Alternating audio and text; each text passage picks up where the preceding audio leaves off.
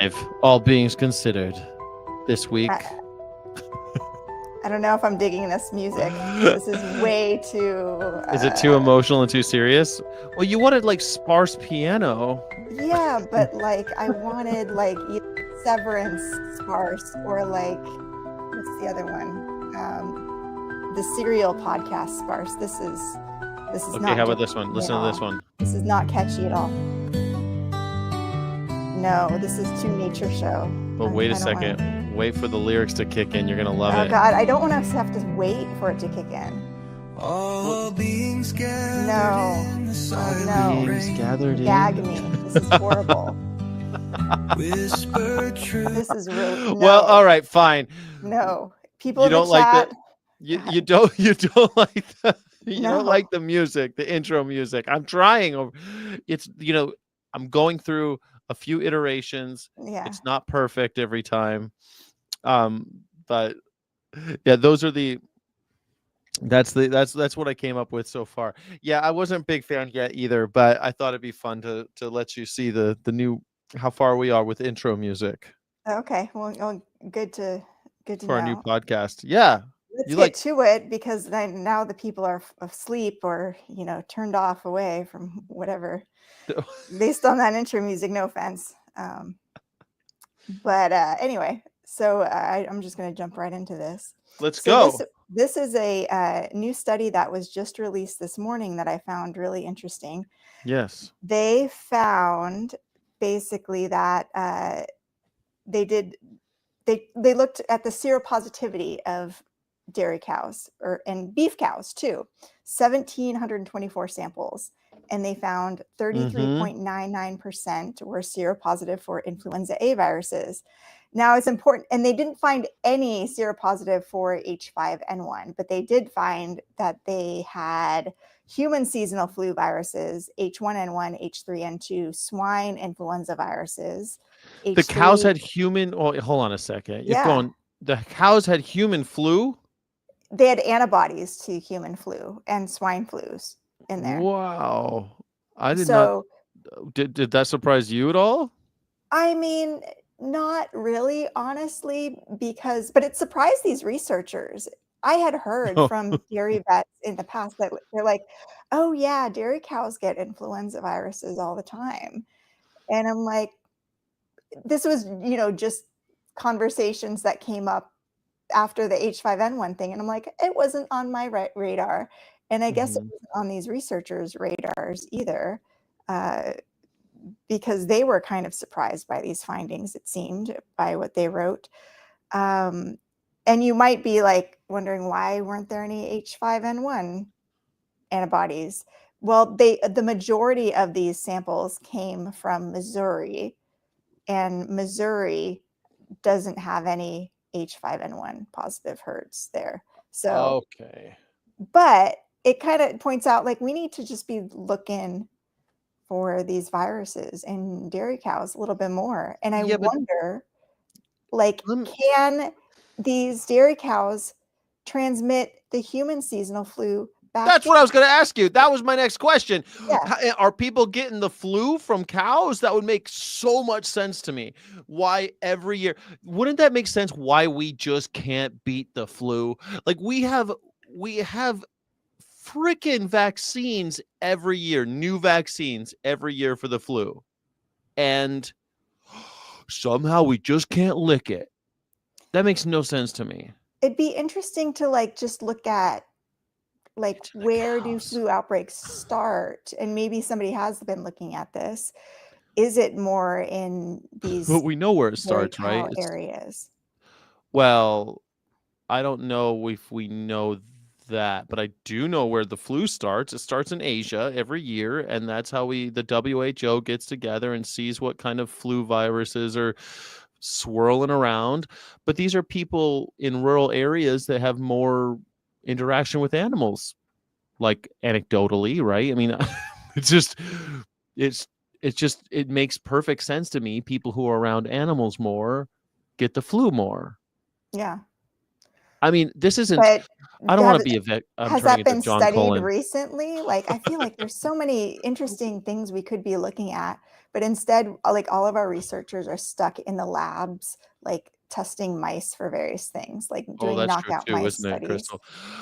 Okay, but what I do know, because especially now, I've looked at WHO a bunch of times, but WHO every year puts out their data about where the flu, where the different types of flu strains that they're finding every year, and that's through communication and with all the doctors around the world. They get together with and create a new vaccine. That's the flu shot that everyone knows, right? That's so they do track this stuff, but no one has ever, it's never even crossed my mind that like cows are giving the human flu, that they're like storing it for us. They're like like we're like a bank account for viruses, and we had to make a withdrawal every year in the winter.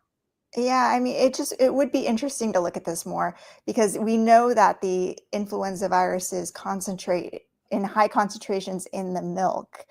Yeah. And we know the milking parlors, you have aerosolized milk that gets into the eyes and the nose of the workers.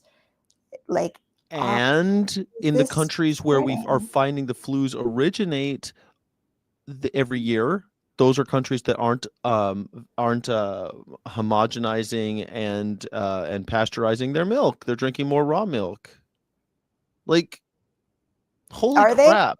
Is in China they're drinking more raw milk? I don't know 100%, that. because of these rural communities where they don't have they're not, you have to imagine they've got like a few cows in their villages, and they're milking the cows, and they're it's like the olden days of America, some of these places. But like, Mhm. these are the places where we're kind of seeing these outbreaks, right? In the beginning, they're not like Yeah. breaking out in, like, I don't know, Shanghai. They're not like, I'm not talking about like modernized cities, but in these rural villages, we all know what that looks like. Mhm. you know Yeah, it's interesting, like, you look at this graph, it's like it's year round, it looks like. The red is positive here. Um, seems Po- to hit really big in November. We always get our flu yeah. vaccines in October Yep. usually. Yep. hmm So that's just these are interesting. just American cows. So Yeah. we get in October because in other parts of the world they're getting hit earlier. They basically are our canaries in the coal mine, so that we're able to develop.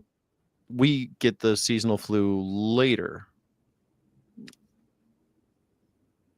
Yeah, I don't Like, know much about the flu, honestly, other than I've just started looking at this during mm, this avian influenza outbreak. I mean, this study needs to be done in California, dairy cows. We for need to sure. know that. And I hope this is a study that's done on a regular basis.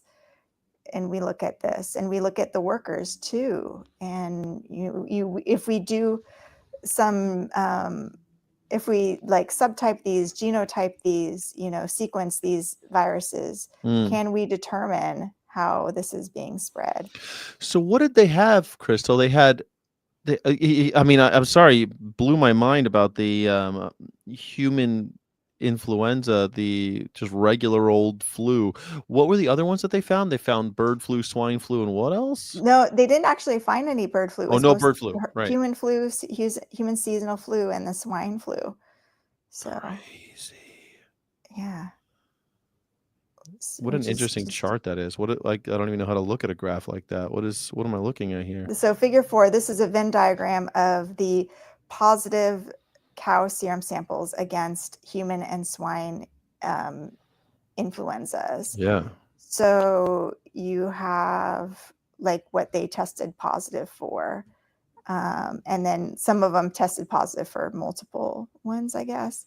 Oh. Um, Oh, so one, and I see. So one came, I get it. No. Hmm. yeah, I'm just scrolling down. This is, yeah, just super interesting. Mm-hmm. And I hope we can get more about this and they don't stop looking at it. So which researchers did this? Was this what Who was the was this? organization? Was it the CDC? Acknowledgements. This is A conflict of interest was identified after acceptance of the paper. The editor-in-chief provided a final review. What's the final review? Oh no. The study was supported by the Centers of Excellence in Influenza Research and Response, funded by NAIAID contract number, the USDA National Institute of Food and Agriculture Animal Health Project. So Okay. there you go. But also very interesting that Cows they with would the flu. look at mostly cows in Missouri where there were no H5N1 positive herds. So that's disappointing that we didn't get more samples from herds where there was H5N1. Yeah, like Texas would be a good place to start. That's down there. I mean, Texas is big dairy state. When we went to the talk in VMX, that was a Texas dairy cattleman talking to us about how And I wonder easily. if it's like they just don't want to, if they are not willing to test, just like moving on to this article dives into how bird flu devastated this one farm. Yeah, hold on one second because I actually queued up the video for that one, Okay. and I found it on YouTube. They actually NBC put the video on that one too. So I thought we could just, since I got that YouTube Premium and I found it, here it is. It happened fast. We lost 30 birds, and 30 birds at once. 30 birds at once. 30 dirty birds they lost at once, Crystal. Like, what I love about this article was that it's all about how they wanted to do it the right way. And how often do we hear that, right? That what if they have the birds the right way? Yeah. They keep them and these people, they've done it the quote unquote right way. At first, Marty and Mary Kate Thomas blamed the January cold. And then the next morning we walked into the coops and there were hundreds dead. America's bird flu outbreak had hit their flock of 3,000. By the time that would freak you out though, right? Like, have you ever, you've been a vet for a long time. Have you ever walked into a place and found a bunch of dead animals you didn't expect to be there? No, that hasn't been my experience. It's got to be awful though. Like, it's got to be horrible, right? Like something catastrophic has just happened. Yeah. When you hear those stories about people like leaving like a short circuit and they all burn to death, or they all freeze to death. That's got to be shocking. Oh my God. I know. And this article was really illuminating because there's this quote from this article. Just days before their chickens started to die, another farmer had warned the Thomases that bird flu was spreading in southern Illinois. But he said some farmers never reported it because they didn't want the USDA to come in and shut down and quarantine their operations. That's what I expect to happen. That's what I thought the indemnity payments were for, When the USDA got here, there was only 500 that were alive. After euthanizing the remaining chickens, the USDA placed the farm's coops under quarantine until June, costing Cockadoodle an estimated $100,000 in revenue. Oh, this is considered the hot zone. And it turns out that was just the first blow. First it was chickens, and then, the funding freeze.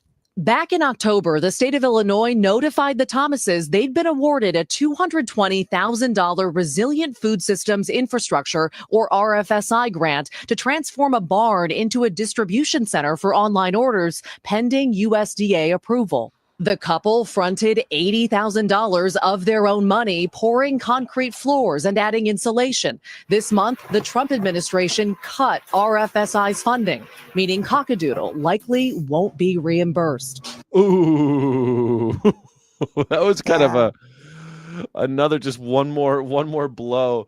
I gotta say though, like, someone should have warned these guys that they were in the wrong business. In the article, they said like, "Oh, we just started out with 4 chickens and fed our kids with these chickens' eggs, and before we knew it, we had more eggs than we could handle. We were just selling them to our neighbors." I don't buy it. I don't believe the story. Yeah, I mean, you make an effort to like decide to do 3,000 chickens, but society tells everybody, oh, all these factory farms are so bad, and Mhm. there's a right way to do it, and here these people have resources. I think he's a dentist or something. I Yeah, don't something know. like that. Yeah, he's a And medical professional. Yeah. yeah, he has like the resources to like, oh, I'm going to try to do things the right way. Not, and there's not enough voices in society saying like there's no good way to They also exploit romanticize animals. it, don't they? Like you're gonna wake Yeah. up on the farm like some yeoman farmer of old, and you're gonna just, oh, I've got $80,000 sitting around. Sure, why not? Let's see what happens. Yeah. Stress I'm gonna about I'm gonna I'm gonna wake up early in the morning and feed the chickens, and yeah, I'm gonna treat them like family too. the farm's future weighing on staff. I'm worried about Cockadoodle. I'm worried about my job. I'm worried about my livelihood, my home. I'm worried about it all. Is it keeping you up at night? Yeah. The USDA telling NBC News they are committed to exploring additional ways to aid flock owners and minimize their financial burdens from bird flu, noting they announced the expansion of biosecurity assessment and audits. The agency Have we figured out what they mean by this biosecurity assessment? Does this look at this aerial shot? Does it look like we're gonna Yeah. How are you going to biosecure that? I don't understand what that. You saw that even the ones that they had quarantined with the plastic on it, and the camera just went underneath, and you could see these are just. There's no way to And biosecure these. we don't want to raise animals in airtight Uh-uh. containers either. Uh-uh. Like there's just no good way to go. Either like you romanticize this like open where they're natural and Mhm. living in pasture, which is a completely not biosecure thing, Right. or you keep them in these airtight, unnatural buildings where they can't see sunlight, which is also just It's unnatural true. Isn't and that is funny, Crystal? Like they've made so much. They've lied to people about how chickens are in the green pastures and stuff like this, and made it look like that's how they're raised, even though we know that's not how it is. That now they're going to have to switch and say, actually, we raise our chickens in these super sanitary, weirdly yeah, like Severance style Severance. white halls. Yes, exactly. It's completely sanitized. Yeah. Ugh. Welcome to the RFK dystopian Jr.'s. future. Like, I mean, it's 2025. Why are we still producing our protein this way? This is crazy. We need to move away from it. But anyway, And it's hope crazy. People are still willing to pay for it. I can't believe you hear a story like this. Like this is NBC News, and people hear this and go, yeah, that's a shame what happened to that family-run farm, but I'm gonna go buy $12 worth of eggs today. I was at a Ralph's yesterday in Southern California, and it was $12 for eggs. I just gave a little look-see just to see. yeah, I always look and like, Yeah, who are I used these to. people? There are people with eggs in their carts still. It's wild to me. Wild. Why would you buy eggs? Like, how? Yeah. I don't know. I guess I gotta have. I don't know. Maybe we gotta talk to people like in the grocery store, just casual conversation. Hey, have you thought like? I had this idea. I want to watch the rest of this, but I had this idea that I wanted to Okay. run by you. Can remind me, because I had this idea just to that. Hold on. Can we watch the Okay. rest of this though? It's only like 30 Yeah, more totally. seconds. agency not responding to our questions about the RFSI cuts. There are a lot of farmers that we're counting on these programs for funding because Yeah. historically that's how They got dozed. farming has been, with subsidies and such. It totally sucks. Did you hear the cat meow? Uh-huh. That I was a wonder how the cat kitties are meowing. doing. That cat's got bird flu. But what do we do? They hope Cockadoodle can resume producing eggs by August. Nope. Maggie Vespa, NBC News, Madison, Illinois. Madison, Illinois. The bridges of Madison, Illinois. All right, so I got this idea. You know that sign of the incredible edible egg? And it's Mhm. just and you showed it to me. You showed me that picture that you took I don't know, where was that taken about the incredible edible egg that was At blocking? pavilions, like, Mm. covering the just egg, yeah. Yeah, like there's no eggs and everything is gone, and the only thing that's there is just eggs, but the incredible edible egg stuck their apology kind of thing over where you could, so that the person outside can't even see the just egg. It's so criminal. It's just criminal activity.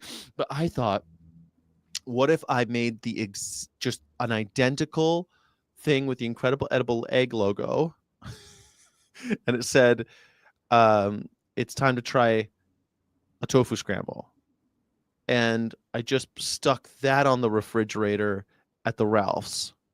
I just got those printed and stuck that like I'm an official representative of the Yeah, egg board. like, maybe the stores wouldn't notice, wouldn't catch it They and would take it never down. notice. They would not Yeah. notice. You tell me. They wouldn't notice until the I egg board think guy comes tofu around. scrambles kind of that's tough, and I don't know. I've never made a tofu scramble, honestly. Like, that's not my thing. I think, like, Super easy to do. When we're in New York, we'll smoothies make one. what do you add to your tofu scramble? Whatever you want. What do you like? How do you make it? I don't know. Like, so you just do tofu and, like, how do you make it Tofu. taste good to Well, non-vegans who, like, some of us raw dog tofu, like, some just do. I don't but raw dog tofu. I'm not that crazy. Although my friend Ryan, who's going to be at AVA Summit, you know him. He's the guy yeah, from ASAP. I forget his last name, but Ryan. Ryan Um, Bloom. Ryan Bloom. Right. Yeah. Ryan Bloom notoriously just eats with a spoon, tofu with a Yeah. spoon. Chip, of course, says that Chip guy says tofu scrambles raw. Okay, so there's this type of pepper that you could put, or salt or whatever, that has a little sulfur in it that can make it Mhm. taste more like eggs, but it's actually completely naturally occurring. They're not like adding, I forget what it's called, but you can buy it at the Asian food restaurants, not restaurant, but like an Asian market, you can buy it.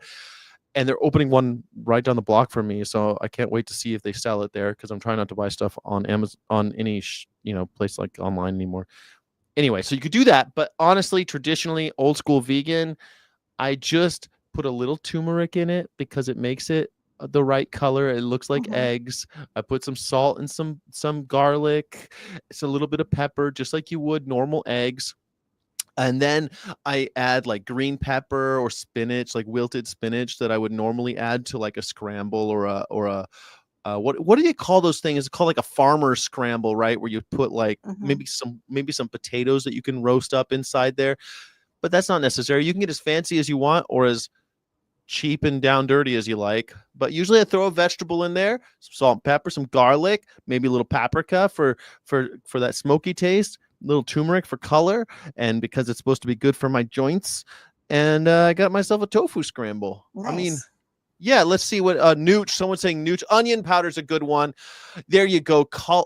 Lake Huron says black salt Kala Namak. So I have some black salt in my in my uh in my cupboard, my pantry. Kala Namak. That that stuff. It tastes a little bit of it's like a sulfury peppery flavor that's in the salt that makes your tofu kind of taste like eggs. Well, now we know, and maybe And yeah, no we one missed gotta. out the battle. Why aren't we like? I haven't seen any vegan propaganda out there pushing people like to switch away from eggs. All I've seen is the one that we did with Our Honor, the one that we Yeah, put out. Like, it's wild. try beans. They've got more tofu. Beans for breakfast. It works for the English. Maybe that's, you know what? The English eat toasts and baked beans for breakfast. That's Mhm. smart. That's a high protein breakfast. High fiber is Yes. yeah good for breakfast. So It's never caught on here, and it's not something that when I lived in England, I didn't like it very much, mm. but I mean, now I I'm love a thinking, good like burrito for breakfast. So like even just not even a breakfast burrito, just like yeah. bean guacamole burrito for breakfast. That's Anything, great. yeah, I mean, you had me at guac. I'm kind of Yeah.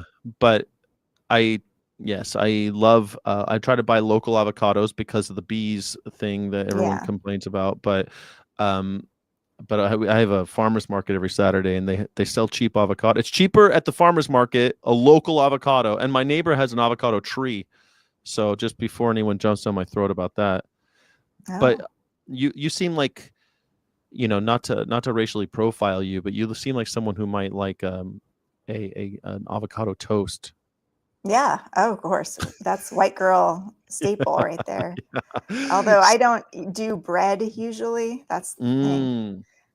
Got So it. I bread is like a treat. Really stay away from gluten usually. So Yeah. Well, what do you think? I'm the opposite. I'm a bread freak. I think that gluten's wonderful. Hey, so what do you think about my idea? The egg, it's a guerrilla marketing, but it's also like very low key, but it'll be the incredible edible egg. Sorry about the bird flu. Try a tofu scramble. I love it. I think more people should do that. I And think I'm gonna do it. I gotta print it out, yeah, and I'm gonna just bring some that's tape great. so that I'm not damaging anything. Just bring some tape.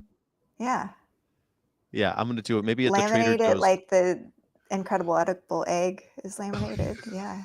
Yeah, I should. There's such a missed opportunity that we're not doing more Brought to you by the encouraging Egg of Board. people switching. Mhm. So let's move on to the next story here. Before we do, we have a oh, question. Should we explain the background? I like this right what here, the all-seeing eye of Cargill. it, if you don't get it, you don't get it. Like, I don't know. Okay. I feel like leave it for the people to comment, and if you know, you know. If you know, And you know. I hope to keep adding to this background as I uncover new things. Yeah, it's like a Charlie Day conspiracy theory thing going on in the background. Yeah. Okay, cool. What's the next story? All right. Next story is let me see here. So I think this is the CBS story that came up here with a video. Let's see, this is somewhat annoying here. Want to try Ozempic? Oh, I want to try hold on. Ozempic. Can you actually play it? Because it's Yeah, of course I can. not working on my thing. CBS Mornings. What's the name of the thing? It's here. I'll put the link to it in the private chat. You got it. I can't find the. Oh, here we go. Someone's going to a peaceful protest on Saturday. I love to hear it. Peaceful protest is the way to go. It's all about nonviolence and all the good stuff. All right. Do you see that in the private chat there? Momentarily, it will be live and in effect. Here we go. And we are. Is one thing all Americans can agree on. The price of eggs are too darn high. The USDA said. Do you remember a while back? It's this is one wild that they open with that Yes. propaganda of like one thing everybody agrees on. They're gaslighting us from the beginning. I disagree. I think that eggs are too cheap. I think they're too cheap as well. That's something I don't agree with. I think the rent is too damn high. Do you remember that politician who used to like the rent is too damn high? It was the rent is too damn high party. I miss that guy. Says bird flu is to blame. In the last quarter of 2024, it's estimated more than 20 million chickens died in the epidemic. And that has cut the supply of eggs and driven up prices. That's all the supply and demand we learned about in school. Well, now supply and demand. How do you feel about supply and demand there, Crystal? Supply and demand does not apply to animal agriculture because we're forced to pay these companies whether we buy their products or not. Cal-Maine Foods is making record profits. Yes. Like while we bail them out, $44 million while their stock price increase and their quarterly results are going to be out April 8th. So I'm going to stay tuned for that. Agreed. But it's wild. They're making record profits while they're getting millions of our tax dollars. That is one thing I'm a little bit grateful for, if there's any silver lining. And you know me, I'm Mr. Optimism. I'm always trying to look for the lemonade in the lemons. But I'm a little bit thankful and grateful that we have I've been saying this for so many years, that supply and demand is a BS argument for veganism or plant-based life or any of these One Health or any of the stuff that we believe in. I think supply and demand is a BS argument. Like, well, if you stop buying it, then they'll stop making it. No, you had to stop doing it simply to not be complicit. And then maybe you can fight. You could become an activist and fight. And it's like, it's all marketing Yeah, too. exactly. They are creating the demand. These producers are creating the demand. The industry is creating the demand. It's not consumers creating the demand. So Right. They're manufacturing the demand and manufacturing our consent. Absolutely. I agree. So I'm at least glad that this is spotlighting that. The top health official in the Trump administration, Robert. I think we should all eat more beef tallow. More beef tallow. F. Kennedy Jr. is proposing a new That's what he's approach saying that right he there. says will lower prices. He wants to let bird flu run wild on farms and then see which birds survive and which ones die. So basically, that's the same tactic we're doing with school shootings. We just let it happen, and the ones that don't, oh, that's a morbid isn't it morbid analogy. that it's like do nothing? Why should we do anything? Yeah, why should we ever do anything? Like, let's just Well, let's not do anything. We'll just let it happen. Yeah. Just let bird flu happen. Just let it happen. It's so gross. In interviews, Kennedy has said this would enable people to identify and preserve the birds immune to the disease. To help us better understand these options, we are joined by CBS News medical contributor Dr. Celine Gounder, editor-at-large for public health at KFF Health News. She was also a member of the Biden-Harris Transition COVID-19 Advisory Board and is an infectious disease expert. So you are the person that we should be talking to about this. Yeah. What are your thoughts on this new approach of basically letting bird flu do its thing, rip through American farms, and then see She's such a skilled spokesperson. I just like watch her and like go, I'm taking notes. Like, she's so good. Like, She's watch great, her say her piece. My goal is to be as eloquent as she one day. Anyway. And she's I have no notes. I think she's dressed well. She's presentable. Yeah. She speaks eloquently. Love it. I think she's great. Does anybody? I can't believe that. What answer could you possibly give? I haven't asked anybody. I haven't heard anyone who's, except for Brooke Rollins, who answers this question with alacrity. Like, oh yeah, just let him rip. Just let it rip. It'll be fine. We'll all be just great. Just let the viruses reign supreme. The problem with that. Bird flu is 100% lethal in our poultry. Our poultry are highly inbred. There is no genetic diversity. So you're not going to have some that survive. I would stop her right there. And like, some... It's not really true, huh? I was about to say. That in a very trustworthy way and with such assuredness. Yes. But there are, as we know, producers who are not reporting this infection because they think they can sweep it under the rug. So it 100%. Well, we also know it mustn't be. Okay, so she's saying that 100% of the chickens that get it die, but we know that's not true because we'll have stories from sanctuaries that have gotten bird flu infections and not all their chickens died. Yeah, and even the chickens who actually got it, and you can say like, some get better. Maybe those a few chickens on the sanctuary didn't actually get it. No, there were chickens who were sick. And they recovered. So but maybe how about this? Let me riddle me this, Batman. What about if they're more genetically diverse at the sanctuary? Huh? It's possible. It's likely, right? Because they'd probably be coming from different farms, from different producers. Rescue animals are different age groups. They're not identical like what she's describing. And it's hard. I'm not saying the let her rip philosophy is a good one, but I think there's such a desire among medical professionals to dumb it down for the public. Yeah. To take away all nuance, to like manipulate the public into believing a certain thing, believing that this is an easy choice and an easy decision. Because one thing we can all agree on.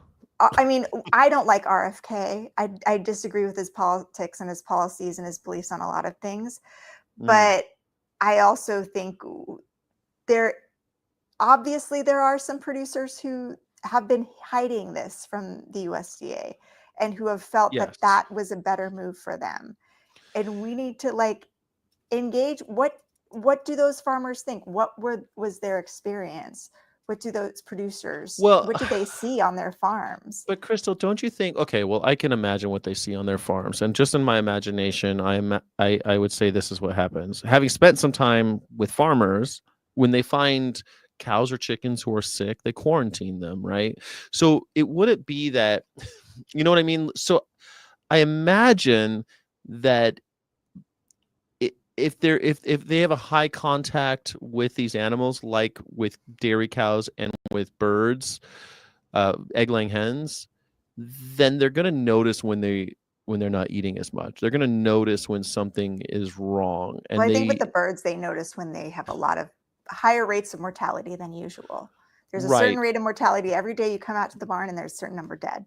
When that number increases by order of magnitude, then you know something's wrong. But can you contain it to one building? And is that better than having the USDA come in and Mhm. exterminate all of the birds in all of your buildings?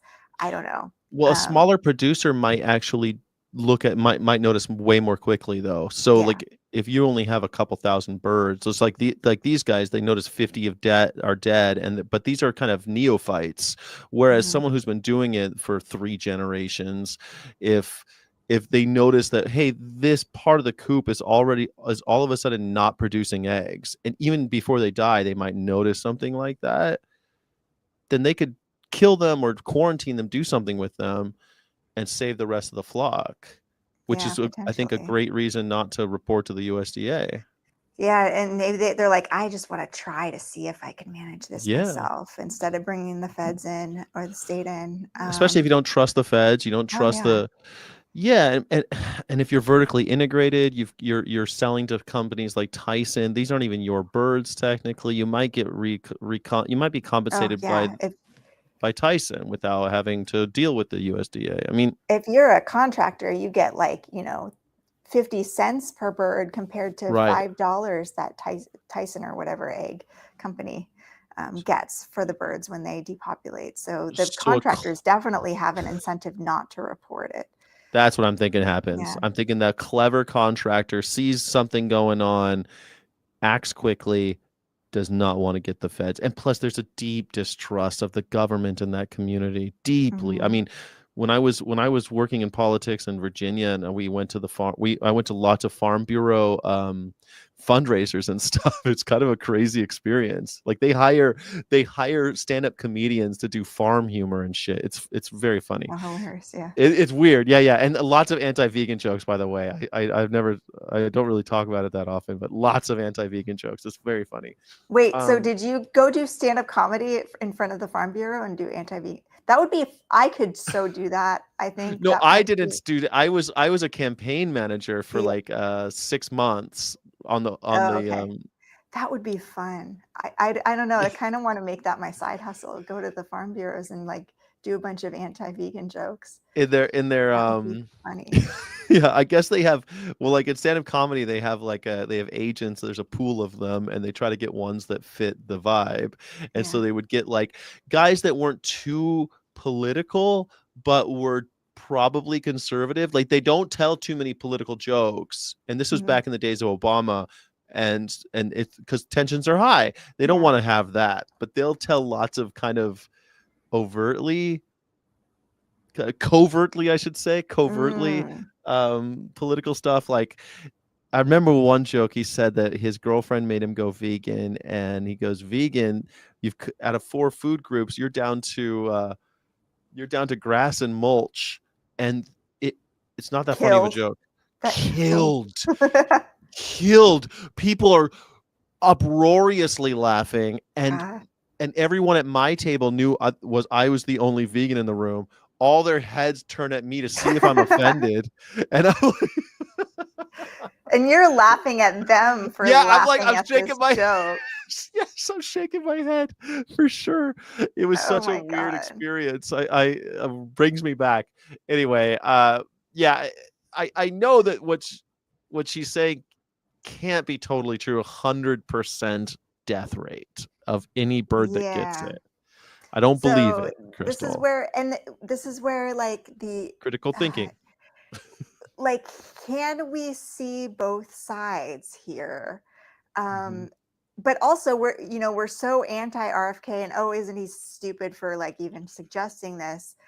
Meanwhile, we have a perfect opportunity to bring up the methods used to Yes. kill the animals, but Yes. because we're so anti RFK, we don't want to bring up that part because that dilutes the argument. Like, we don't want Well, to deflect from the like how stupid is RFK you're talking right, and points. I've had to reassess since one of our broadcasts we were talking about anchor bias, and every time something, because I do have a visceral kind of rejection of RFK Jr. because he has come out as weird about animals, kind of abusive toward animals, and dismissive about their plight. So it's something that bothers me about him. Plus, I think he dismisses scientific ideas kind of a little too willy-nilly, and results in people dying of things like measles or other curable or Mhm. preventable diseases, right?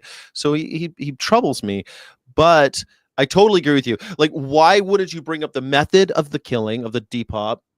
Also, the question of why are we even doing this at all, which is the real question, isn't it, Crystal?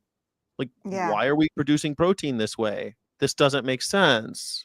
It's it's not We get ethical, it's not so caught efficient. up in the culture war, we Totally. forget like yeah, we just get lost in it. Let's finish watching this Yeah, clip here if you want to play totally. that. It's like that article in The Atlantic, though, where they brought up RFK Jr., like, extolling the wonders of beef tallow. And for 100 years now, not I'm joking about the 100 years, but for like the last 45 years, scientific community has been saying eat less meat, it's eat less of it, it's more ethical to eat less, it's more environmentally sound to eat less of it.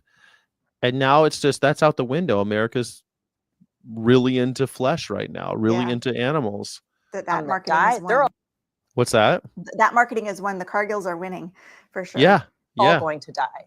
And these deaths are really quite upsetting to workers. They're really inhumane. You get these birds that are twisting their necks around, kind of like in The Exorcist. Oh. It's really horrific to watch. Ugh. And it's just not the right option to achieve what we're trying to achieve. So Charles Darwin's theory of evolution, the survival of the fittest, won't work? It won't work if you don't have genetic diversity. So if they're all genetically the same, Yeah, they're all going to die. What she's saying is we broke Darwin a long time ago. Yeah, there you go, buddy. People, Darwin, though. I mean, I love talking about Darwin, but this When is we're talking about like animals that we genetically selected for yeah, our own purposes, right. not for survival of the fittest. It belies We selected them for production efficiency, for maximum profit, not survival of the fittest. Yeah, we selected them and bred the Franken chicken and the chicken of tomorrow in order to lay 350 eggs a year or something stupid. Like, this nothing is natural about this situation. I do also, the imagery, the B-roll that they're using is pretty funny too. Well, That's let's not look what at it. yeah, the B-roll like of these farms. Hold on a second.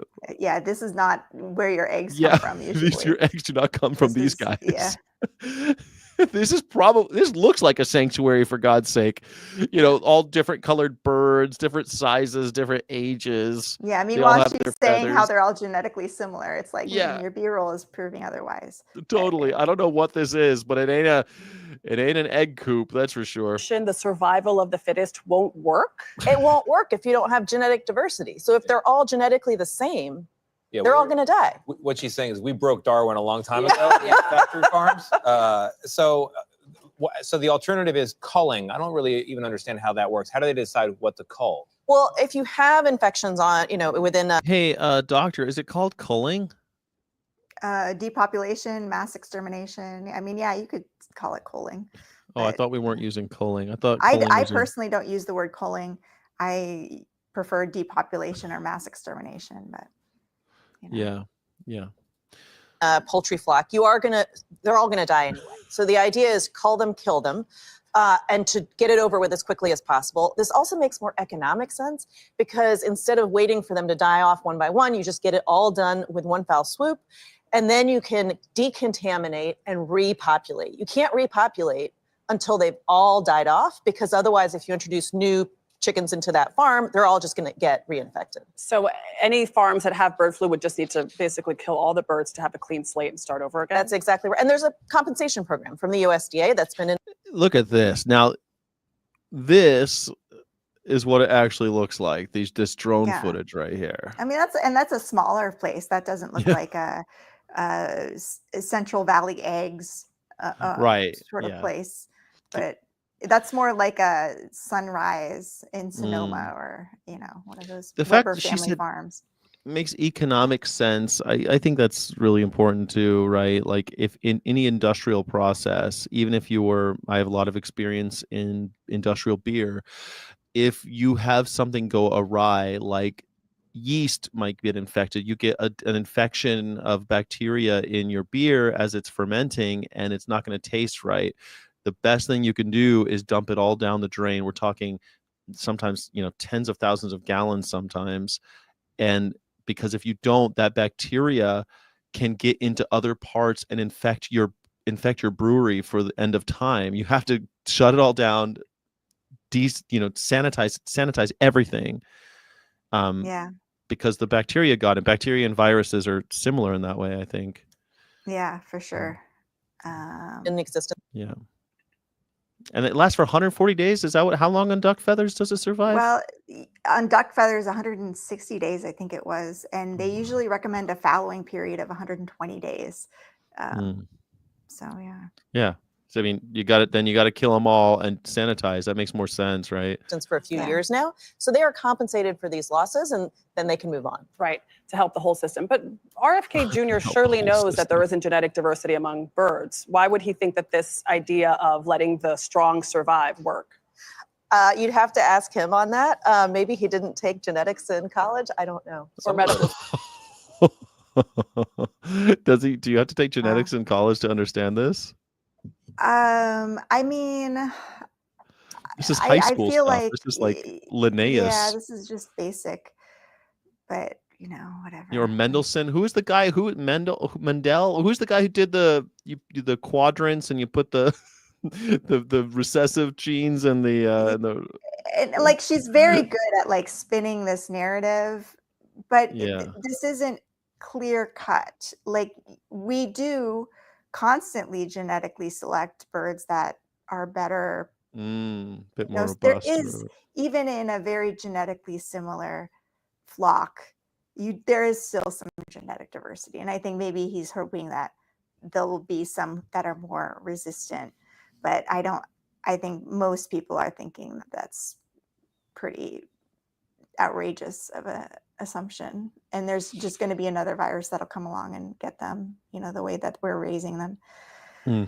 So, yeah. Sold. Oh, he's not a doctor. That's right. I'd be curious to know. Okay, so he's a lawyer, though.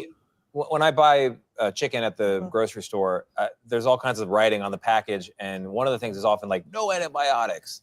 But would antibiotics actually help in this case? Could you treat some of these? That's not what antibiotics are for, right? Antibiotics aren't antiviral.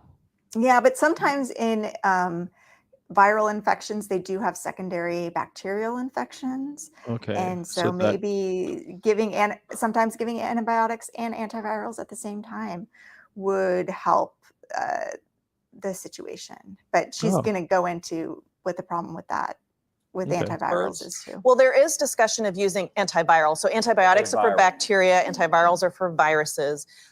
This was tried by the Chinese some 20 years ago. They used antivirals for the flu. What you ended up having was resistance developing to those antivirals. We don't use them anymore because they don't work for us anymore either. And so we have two antivirals.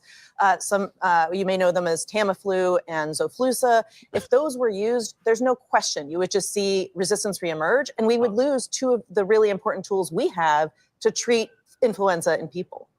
Oh, wow. Wow. So then best option, what should we be rooting for if we want lower prices for eggs at home?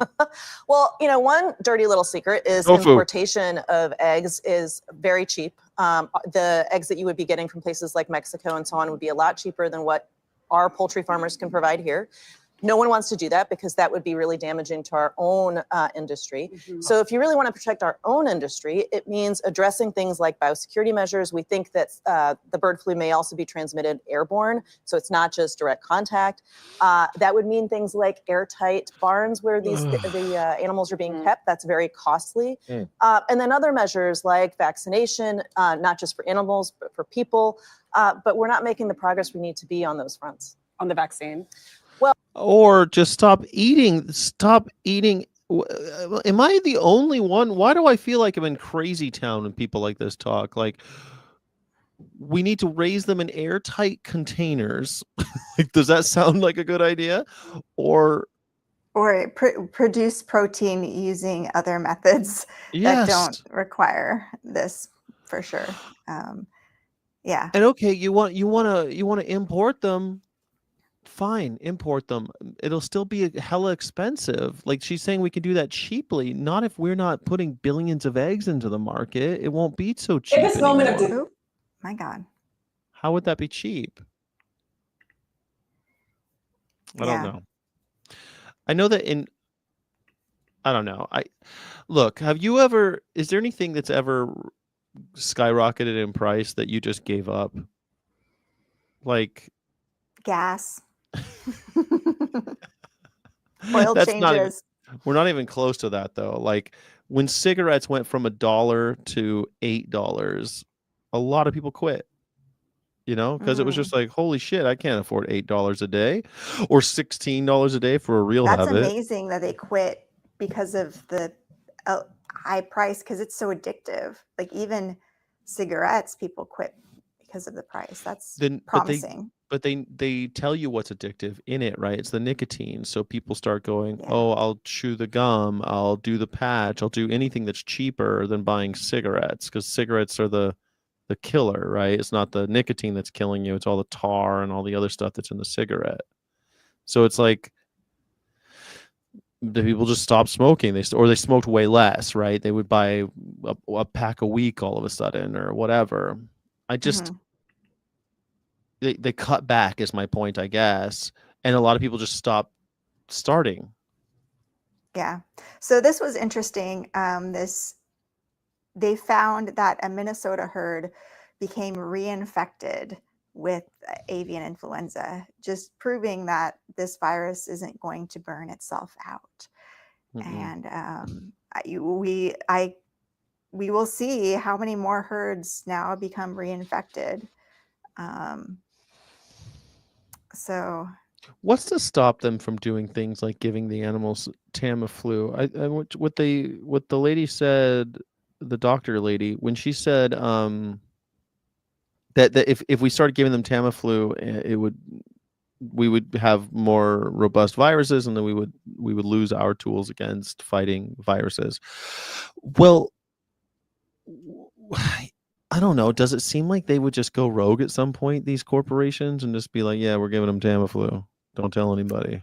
I don't know. I don't know how cost effective that would be. Is it very expensive in birds? I don't know. Is there like a withdrawal time in milk? I'm not sure about all of that. It'd just be like weigh the cost and benefits of it. And would it even work? Because you could give Tamiflu. It's not like a silver bullet by any means. It's not like, oh my God, I'm all better now. Like it helps a little bit, but it's not, the best thing. No. It would make sense. I can't leave this column here without One Health.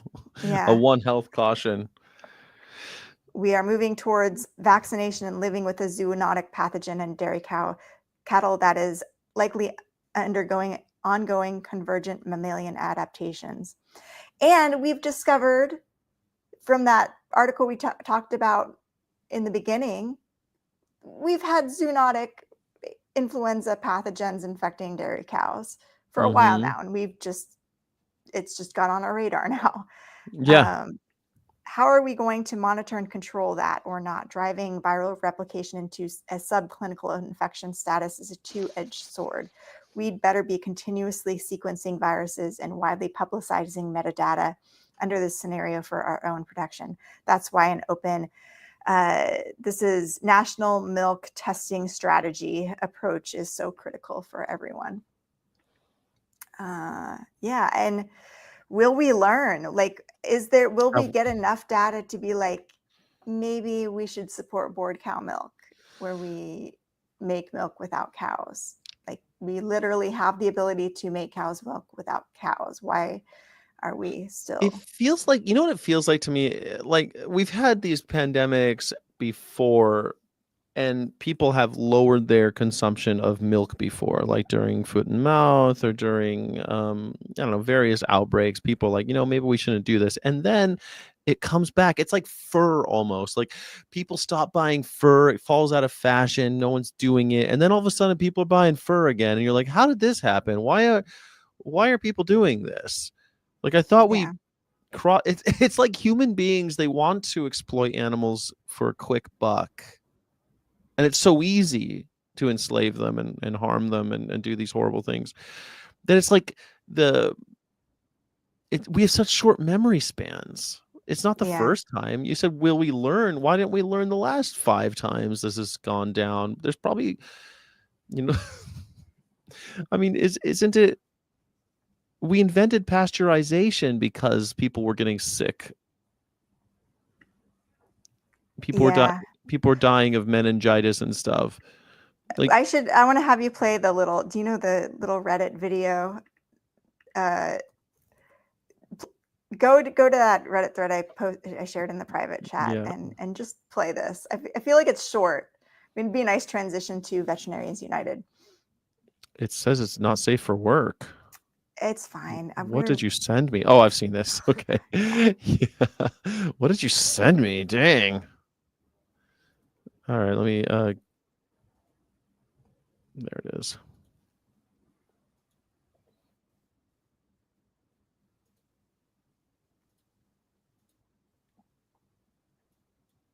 Is the sound not playing? You just choose not to notice them, except. Did you not hear it? No, I can hear it now. And it blinds you. It's a little quiet, but about the real reasons for oppression and. She's a little her sound isn't great. I've got it. Oh, hold on. It's also not turned up. Let's do it one more time. Okay. One more time. And it's off. What the hell is up with the sound on Reddit? Here we go. Just choose not to notice them except when it's convenient. And it blinds you to the truth about the real reasons for oppression and injustice. Most of us, in fact, exist somewhere in the middle of the pyramid.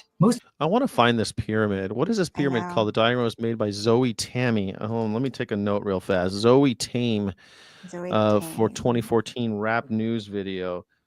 Zoe Tame.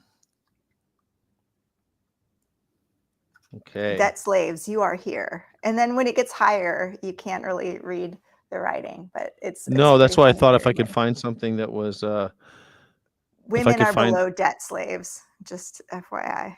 Yeah. Modern day slaves are under women. Chattel slaves, women used to be chattel slaves. Indigenous peoples are below them.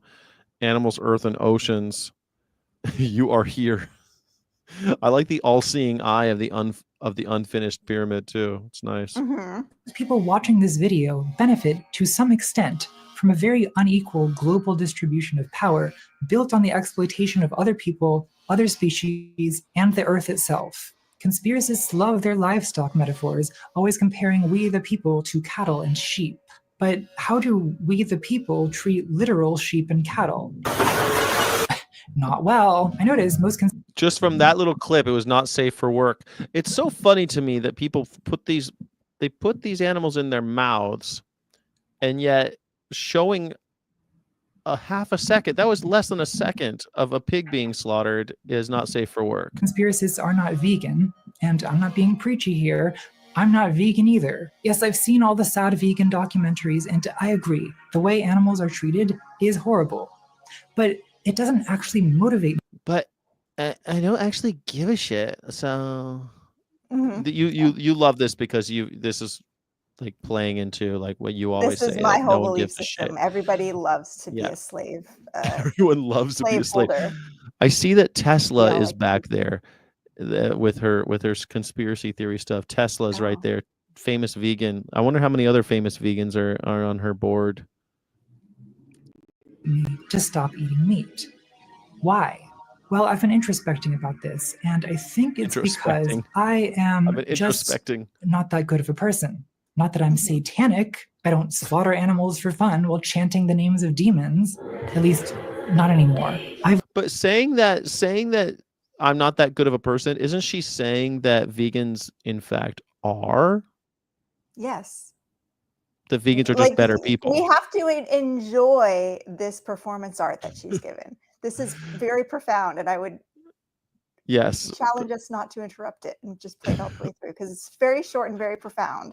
Well, what she's I'm in the saying. habit of not I'm in the habit of sometimes intentionally interrupting because I don't want to. Sometimes YouTube and sometimes X will just blip us out if we're in a copyright violation. Not always, but it has happened. I've listened and I'm learning, but I am complacent and selfish. I prioritize my own habits, comfort, health, and pleasure.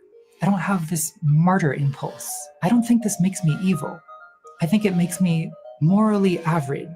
And when you take a vast global economy built on centuries of exploitation Morally average. and fill it with morally average primates who evolved to survive in small groups with limited resources, you really don't need a conspiracy to explain the results. So like I Jeffrey think we should Epstein, brand ourselves as morally average vegans. morally average How about vegan. we go with that to cut off the do-gooder derogation right off the bat. Admit we are morally average vegans. We are not morally superior because we're vegan. We're just morally average vegans. Like morally average, like whatever. Like, I love that. Like, let's embrace our moral averageness. But don't we And do that? We say that veganism is the moral baseline. Like that is, shouldn't be. It's not the moral baseline. you don't think so? I mean, No. what's the moral baseline? Activism. Oh, the activism is the moral baseline. Yeah. I would say But you do activism is nothing to help the animals when you're vegan. You do right, but absolutely nothing. that's why it's the baseline. It's the lowest by Yeah. simply not harming Why is it children. even a baseline? It's below. It's not even anything. It doesn't make a difference whatsoever. Because anything So under that would be immoral. Moral baseline is like no. just being a fairly just like If Jeffrey you're a Epstein on her veterinarian that eats animals and you are working in the industry and you are also advocating against gestation crates, you are better than a vegan. We'll debate that. So if Jeffrey Epstein is giving Anyway, this is a boring conversation. billions of dollars to I don't want to make this about veganism or not, but because this is not why we're here. but the morally average thing, or the morally average versus moral baseline, I mean, if veganism is morally average, it's still, I think, more than what I normally say is it's the baseline. Saying it's average is like, I don't know. Yeah, I don't know. I really like that term, morally average, and I want to like brand it and make merch out of it. Morally average. Celebrate. We have to celebrate. I want to get people to realize that they could become a Nazi. A vegan could become a Nazi. Oh. And I want us all to be aware of how we can be manipulated into causing harm to others. And I think just us all acknowledging our moral averageness is an important step in that. But Crystal, how are you defining veganism in that sentence? If you could say that a vegan, because that it does beg that. I normally wouldn't ask you that, but it does beg that question, because if by saying a vegan can become a Nazi, we're conflating two terms that kind of require definition, right? Like I think we all understand like a Nazi being an authoritarian who's a bigot and someone who exploits others. But then how could it? What's a vegan in this? A vegan is somebody who doesn't consume animal products. Okay. And there are vegans who are advocating for violence against other humans, and there are vegans who try to smash other activists so that they could get more donations and attention for themselves. Gotcha. And so I think that, Yeah.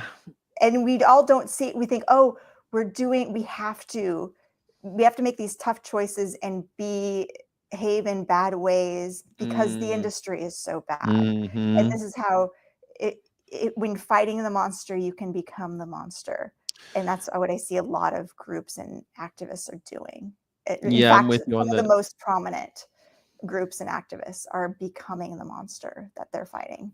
A lot of times the oppressed ends up emulating the Mhm. oppressor, and sometimes the ones that you're actively against, you end up becoming just like the ones who abused you. But I guess this is also why I don't like the word vegan. In many, I do. It sucks because it hurts me to even And this, say it, we're honestly. Like, talking a lot about veganism when this isn't a vegan show. And so I really feel like we should move on. no problem. You just made me watch Yeah, the sorry. lady talking about veganism, No, but she like, was just talking about the hierarchies and being morally average and all of that. So that's why I thought that was interesting. okay. Did But we for the finish record, watching the whole thing? yeah, that was the end of it. Okay, For the record, I mean, to me, like Leslie Cross talking about veganism as someone who believes that animals should not be exploited by humans. I don't know that you know what I mean? But most people do believe that veganism is just not eating animals, or yeah. or the fluids derived from them. So that's what sucks, right? But I agree with you. Someone who's like a plant-based person can still be a Nazi. Yeah. Yeah. Okay, so this is our newsletter that came out. We will be in New York April 12th through the 18th. We'll be at Long Island University April 15th, speaking at noon, and Cornell April 17th. And I hope you can come to our talks. We'd love to see you. So if you are in New Can you York give and us a wanna, sneak peek? Can you tell us if people are in New York, they can come see it, but do you know what your talks are going to be about? my normal, like, One Health, oppression of voices who are trying to raise concerns, and the news about avian influenza, a little bit about how we're dealing with it, and what we as a veterinary profession need to do to properly address things like avian influenza and allow our profession to advance and do more for the animals. And that means not bullying and retaliating against those who are voicing concerns about these issues. So I'll talk about the retaliation that I've faced in trying to raise awareness about these things, and what we can do as a veterinary profession moving forward to address some of these issues.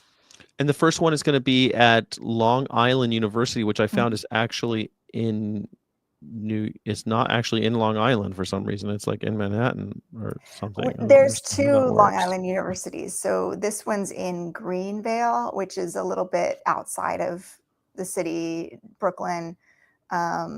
So, we'll be at that campus. And if you're in New York, email me at info@ourhonor.org, and I can give you the address and the time and everything like that. And the second one's at Cornell, which Mhm. I'm excited. I've never been to Cornell, so I'm really excited to see it. Yeah, and I just found somebody reached out to me and wanted to talk about various things, and they are at Cornell, and I'm like, I'll be. They even suggested April 17th. Okay, can we meet on April 17th? And I'm like, I will be actually in Cornell on April 17th, so maybe we can meet in person. So that'll be fun. It's like serendipity. Some things are just meant to be, and that worked out well. Yeah, I think it's going to be awesome. Bill Nye went to Cornell. Ruth Bader Ginsburg went to Cornell. Ann Coulter, I know you're a big fan of hers. Janet Reno and Huey Lewis. He's Addicted to Love, and he went to Cornell. Oh, wow. It was the second best vet school for a long time, and I think Really? might still be second best to UC Davis, which always is the best vet school in the world. Yeah, Davis Um, is pretty great. And we got this published in the Sacramento Bee, which we've talked about a lot, The Myth of Humane Slaughter. And this is, definitely check out this article. I'm so glad it was published. You can read, and if you're not signed up for a newsletter, go to ouronor.org and sign up. It's that little pop-up window. Mm-hmm. And this new petition filed by Animal Partisan and the ALDF, which is the first of its kind. Yeah, that's exciting. Which asks if VSD Plus violates state animal protection laws, because there's state laws in Minnesota says you can't confine an animal to a building without circulating air. So we'll see if that works out. And I'll be speaking at the Animal Law Symposium May 1st through 2nd. Well, Minnesota's doing all sorts of interesting stuff, like the fact that they're able to, I mean, the lawsuit where they're suing the government, they're suing companies for their climate change transgressions or their business practices that have contributed to climate change. The youth are allowed to sue companies for lost abilities and wages and stuff like that, lost opportunities. That originated in Minnesota, and it's going to go, and it's going to the Supreme Court. But the Supreme Court, I think, I don't know, did a decision come? I think the decision, I'll have to look it up, but Minnesota's really interesting stuff is happening there. I'm excited. And the fact that this is happening, maybe Minnesota will have an interesting decision, and it might go someplace, it might raise a bunch of awareness. I'm excited. And all beings considered, what do you think of the name of this whole live stream that we're doing about animal issues? And I want to bring up the declaw ban in California, because the California Veterinary Medical Association just came out with their bill letters, opposition, legislative updates, and they, of course, oppose the bill, and as they do. Yeah, the California VMA is opposing the declaw ban, the anti-declaw legislation. So this is all the things that they support, all of these bills, and they are opposing the animal declawing. Why? This bill marks the 6th attempt. Actually, I think it's the 7th or 8th, I thought. Yeah. Attempt to ban the procedure of cat declawing in the California state legislature. The CVMA has traditionally been opposed to any measure that dictates how veterinarians practice veterinary medicine. The CVMA believes that decisions to perform procedures should be made by clients and their veterinarians, and in the case of declawing, only after all alternative possibilities have been explored. The veterinary profession has adequately regulated itself in regard to declaw procedure, as several major corporate conglomerates do not offer it as a service. It is not taught in veterinary schools, and the CVMA policy discourages it as an elective procedure. The veterinary profession has moved away from this procedure by its own efforts, and thus the CVMA does not feel that it needs to be made into a crime in the law. But of course, veterinarians are being bullied into performing declaws. It's a mutilation. It's unbelievable to me. Has anybody in the chat ever met a cat who went through? I know you probably met them after, but have you ever seen a cat going through it? It's torture to have their knuckles removed. Will you, doctor, explain it just a little bit, what declawing entails? Because when you told it to me, it sounded much more gruesome than I think people are privy to. Yeah, I mean, it's severing the first digit, that first bone in their this their bone claw. right here, right? The one with my fingernail attached to it. Yeah, all of the tendons and the nerves. And you look like Rahm Emanuel. We know that they suffer as a result of this. They have higher rates of biting people, and that's one of the things that the CVMA is claiming why we need to protect declawing, is because what if somebody's on blood thinners or is immunocompromised? We don't want them to have to give up their cat because they're worried about their cat scratching them. But what about when their cat then starts biting them after they're declawed, or stops using the litter box, which is often a problem. They have pain in their feet from when they scratch the litter box, and so they start peeing outside the litter box, and then so they're relinquished to the shelter because of that.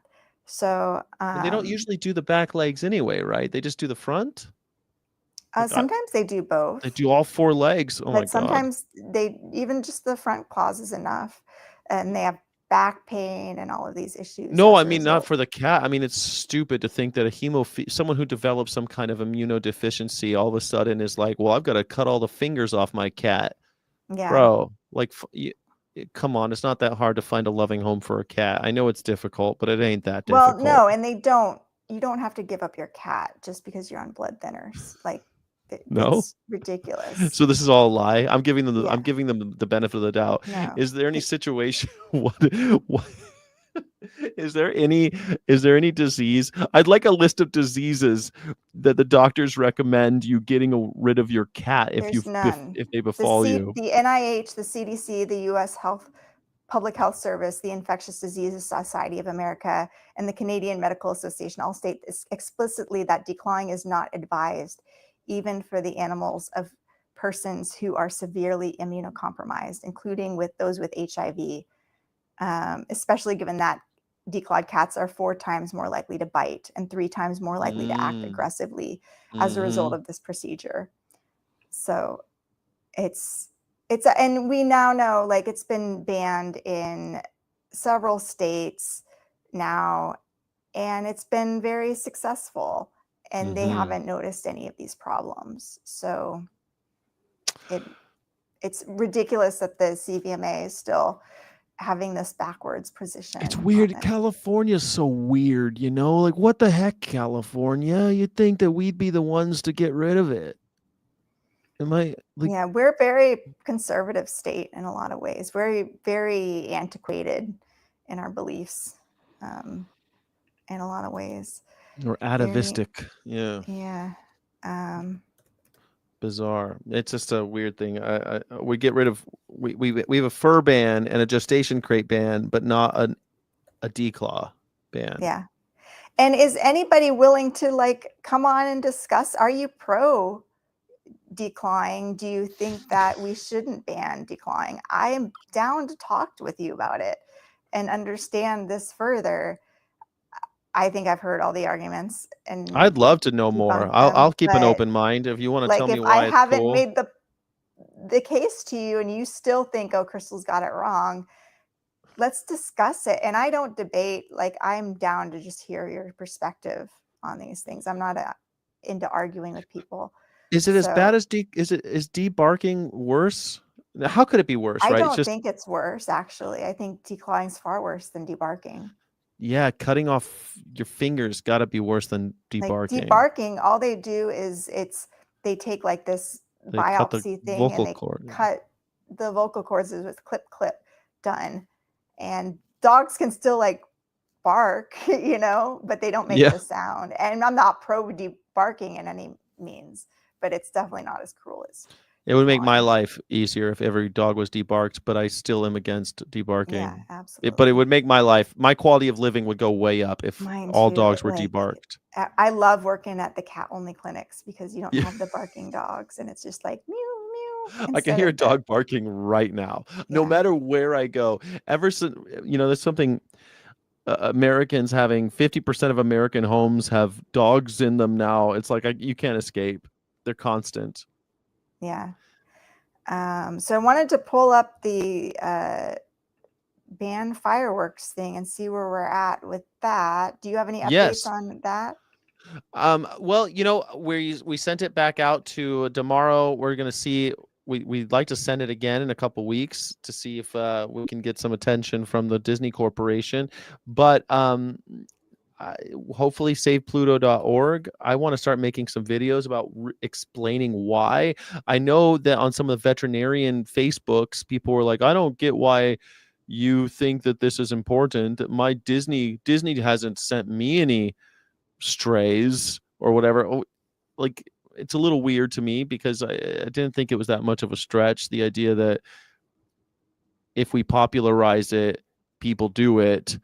If Disney carries out these large displays nightly, people think that this is a fun way to celebrate, and they do it too. I mean, I think if there's a problem in America where we've got a bunch of movies with guns in them every year and people love shooting their guns, or we have a bunch of movies with, not that life imitates art all the time, but like it's popular. If J-Lo's out there wearing fur fur sales go up. I mean, this is why we have celebrity endorsements.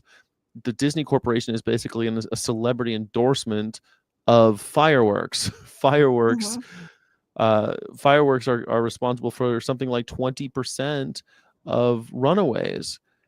That's too crazy to me. Yeah. So we've got 56 signers so far. Has anybody here not signed on yet? Like anybody listening not signed on yet? We've got more listeners right now than people who've signed on. So if you haven't signed on, go to savepluto.org and sign on. So I saw a video this week of something that happened in Japan ages ago, and they had their first bullet trains, and these trains were going far too quick for everybody. They wanted the trains to go faster, but what they found was that as the trains went through the tunnels were older than the trains. As the trains went through the tunnels, it would push the air so quickly ahead of it that when it exited the tunnel, it would sound like sonic booms coming out. Not really sonic booms, but something very, very loud. And it would disturb not only nearby villages near these tunnels, but also the wildlife. And the wildlife, they're finding all these dead animals, and they're finding these animals running into towns. It was like, and it was this disaster. And so I found out this week that is why when you go to Japan or any country where they have high-speed rail, they have these long noses on the front of their trains. I always thought that was like what they needed to do to go so fast, but that's not the case at all. They have those long noses so that the air can move around the train when they're in the tunnels and they don't make so much noise. It's a noise abatement feature of their design. And I'm like, this ties together with fireworks, which is all about noise. And we talked with Andre about his thing with the silencers. And I'm like, it's funny. Yeah. I hear people all the time that care about the environment and care about stuff talk about dark sky ordinances, and so people can see the stars again, ordinances that tell places like Walmart with these big parking lots with all these lights to either angle them down or shut them off at night so people can look at the stars, and so the animals can actually do, so we don't kill all of the lightning bugs and all of that. But sound is far worse than light, I think. I mean, light's bad, but I've heard about light my whole life, and it's just now that people are talking about sound, and I don't know. It's really interesting how people, I thought this would be a campaign that would unite people no matter what their beliefs are about animal rights and veganism and all of that, and they would just love cats and dogs, join on to this campaign, and then we could use that to build momentum for other issues, and bring more people into our circle. And then we passed this thing, now let's pass the next thing. But there's just not a lot of enthusiasm for this campaign, and so I don't know. Maybe I'm people thinking, don't actually I don't want care to about dogs. invest that much resources into it if people aren't enthusiastic about it. If people aren't sharing this, if people aren't, then let's try. Yeah, I mean, I kind of thought that hashtag Save Pluto would catch on, but obviously people don't care about dogs and cats as much as I thought. I don't know. It just seems weird to me. Yeah. When so many people don't like it, it's like, here, we have the chance to stop it at Here's something you Disney. could do. Sign a thing, and join our community, and let's start writing about this and getting it done. But what do people in the chat want, or what are they interested in? What do you guys want to see the next campaign to be? What do you think is going to build momentum? Yeah, anybody who has an idea, make let's change for the animals.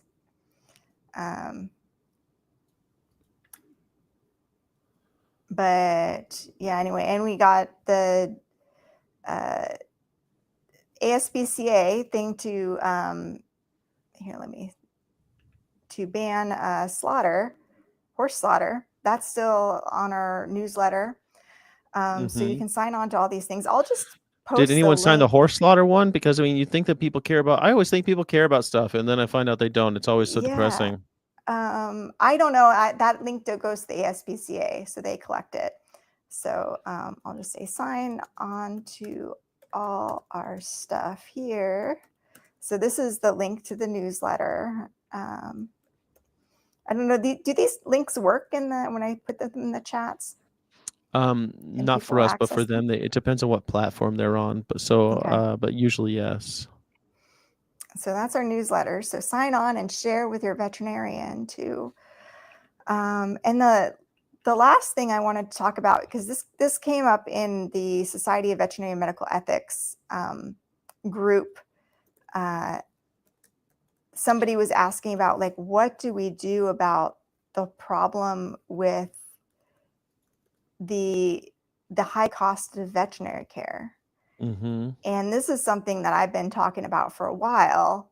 It's outrageous that we haven't gotten the veterinary profession together to advocate for redirection of public funds away from these harmful corporations towards providing community-based, publicly funded veterinary care for all animals. Like, I work in clinics that are funded by the government and donations, and we, spay neuter 100 cats, community cats in a day, and do things like that. And it's a fun job. People who do this line of work don't suffer the burnout that general practice veterinarians suffer from, because we have a very rewarding job. We don't have to talk about money. People either get it for free, or the cost is very upfront and very affordable. Everybody's grateful for the service that we provide. So we don't get all of the hate that general practice and emergency vets get. And we love the work. Why can't we fund more of these clinics and get more veterinarians involved with these clinics? And why aren't veterinarians super angry at these billion-dollar corporations that are taking millions of our tax dollars, whether we buy their products or not? And the NIH taking money for vivisection, and that type of money could literally vivisection give. is an animal rights term, and we don't use that term. But I think that, there's definitely, like, vivarium-based research is outdated. And as we've seen with bird flu, we should be funding a lot more epidemiological research in the field, discovering the spread of these viruses. And we've developed so many new treatments for our animal companions and other animals through clinic-based research on animals. Like, we need to instead, like, we could afford to do all these diagnostics that most people can't afford for their animals if it was part of a study.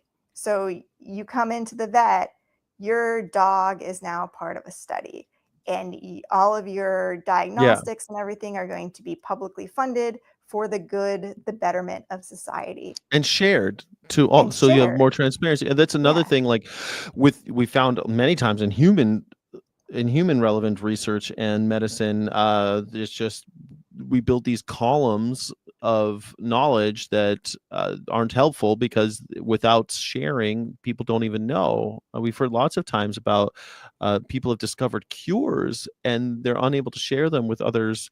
So unless you find this one doctor who happens to know that this medicine affects that, you don't even know. You'll never find out, because it's unshared. With animals, you could, because they don't have HIPAA. They don't know HIPAA with animals, right? You can actually get. In theory, I mean, I've run into that a lot with some veterinarians who work for zoos and such, and there is some confidentiality stuff, and they feel like they can't speak their truth and warn other vets about this facility because of what they signed, even though the facility, the management are not behaving correctly. they can't share the documentation about what the zoo animals are going through because of the confidentiality stuff. So it's a problem. And I think we need to create more laws to protect veterinarians so that they can rescue animals, speak their truth without fearing that their license will be revoked. You're right. because This of it. retribution that happens is, I mean, yeah, I mean, we've gone through the math a lot of times together that if we got rid of some of this kind of irrelevant, outdated research and the way the money has changed hands, we could give every animal in America free healthcare, basically.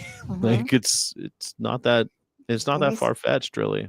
We spend $38 billion each year propping up outdated methods of protein production, while we also spend $38 billion a year privately on veterinary care for our animals. Like literally just redirect those funds and we could pay for the healthcare of all dogs And and cats. $20 billion in taxpayer money for whatever the PC term is for vivisection through the NIH. Vivarium-based research, animal It's a research. mouthful. Yeah, Why? because the whole animal rights, ending animal experimentation, I hate that because Why? it's immediately dismissed because I want animal experimentation, but Why do you want animal experimentation? I want us to be able to research the other beings in the world. I am humans should not interact with other species at all, but I think it can be done with the same respect that we give to when we experiment on human infants, which we do. We have to test things on human infants to make sure that it works. And But children we're testing on human infants to save human infants. We're not testing on dogs to save dogs. We're testing on dogs to save humans. We are testing on dogs to save dogs. And I am against experimentation that is not species directed. So I don't think that you should be doing an experiment on the wrong species in hopes that it will benefit another species. And merely for the purpose because of that, if we were to do it on the appropriate species, it would cause harm to the appropriate species. But that's the overwhelming amount of research that we're doing on animals. What percentage? Do you have the numbers behind that? I've read extensively on the subject and almost all of it. I mean, I don't have the numbers right in front of me, but we're not testing on monkeys. We're not taking monkeys away from their mothers and giving them like the Harlow experiments where we're giving them the stuffed mother in order to see what. Are we still doing I prefer to talk about experiments we're currently doing right now that are outdated. Okay, well, in Michigan, they were doing tests just last year of giving cocaine to monkeys and depriving them of food and water to see if they can what cognitive disabilities they might have. And there was another one at Madison where they were taking monkeys and playing loud noises through the night so that they wouldn't be able to get to sleep, and then seeing if they can depriving them of food and water and forcing them to do tricks to see if you could pull an all-nighter and still pass tests, which we all know you can't. It's ridiculous. Or University of Massachusetts, where they were taping hand warmers to baby monkeys to see if they can mimic the effects of human menopause, a condition that monkeys don't experience, in order to see if they, once they are deprived of food and water, if they can do cognitive experiments. Like these are ongoing experiments that are happening right now. Yeah, and it's crazy that we have houseless people out there on the streets right now who don't have access to medical care, we could be providing publicly funded healthcare to them with these funds and do diagnostics on them, give them the diagnostics they need, advancing medicine. But we're not doing that. We're instead wasting our money doing outdated animal experiments. It's really frustrating. And if anybody out there wants to come on and discuss this, and like you are doing research on a species for the benefit of humans and you want to talk about it, like, come on, I am happy to have a respectful conversation about it. But, the way I talk to Sky, like, I disagree with Sky all the time. You I don't do, know if I'm kind of a bitch, but, you're not a you bitch, know, but it makes me, I appreciate our relationship because you make me think. But just one last thing about the animal experimentation. If we don't call for abolition, then we don't have a strong negotiating position. When we call for abolition, they'll come back to us. The more we call for abolition, the more they'll be like, well, is this okay? What if it's in this only like, we mhm. can't call for better better bigger cages for chimps at Harvard. Not chimps, but they have rhesus macaques in Harvard that they're experimenting on, and marmosets that they're Yeah, I'm experimenting like, on. why are we doing primate research like that? That's ridiculous. We Well, have so if I call primate for the in abolition of sanctuary. primate Yeah. research, would you push back on It's still that? not the right term because I know our friend Dr. Zamzat works in a sanctuary, and I'm sure she would love access to public funding to do research on the primates that she takes care of. I don't Like, think she'd want to provide experiment on them. I don't think she. diagnostics to them, and maybe even like, is there some rare disease that those primates have, or that she has one with some weird disease that they discovered through the extensive publicly funded diagnostics that they've uncovered, and they want to develop a treatment, an individualized treatment for that primate and see how it Yeah. works. And they have a good idea that, we're weighing out, there's risks and benefits to this all, but this, given all of our modeling, this seems to work.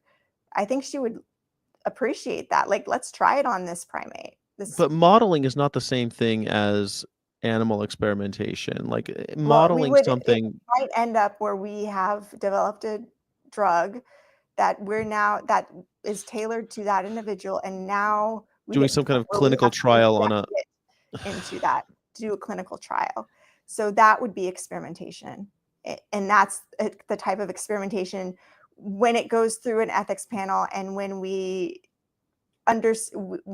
fully, like, which, there already are institutional review boards, which even for human beings still are problematic because there's bullying and Yes. retaliation of the dissenting voice. Yes. So we need to be able to have these sorts of panels where people can dissent and stop Yes. something from going forward without being retaliated against. Well, I get And what yeah, I completely agree with that. And I would even go so far as to agree with, like, if you're trying to test the new, I don't know, monkey aspirin for monkeys, and you have monkeys that have headaches, and you've got this idea, like that type of experimentation might actually help the lives of monkeys. I don't know why we would ever want to do that, but I mean, I guess for monkeys in sanctuaries or something, sure.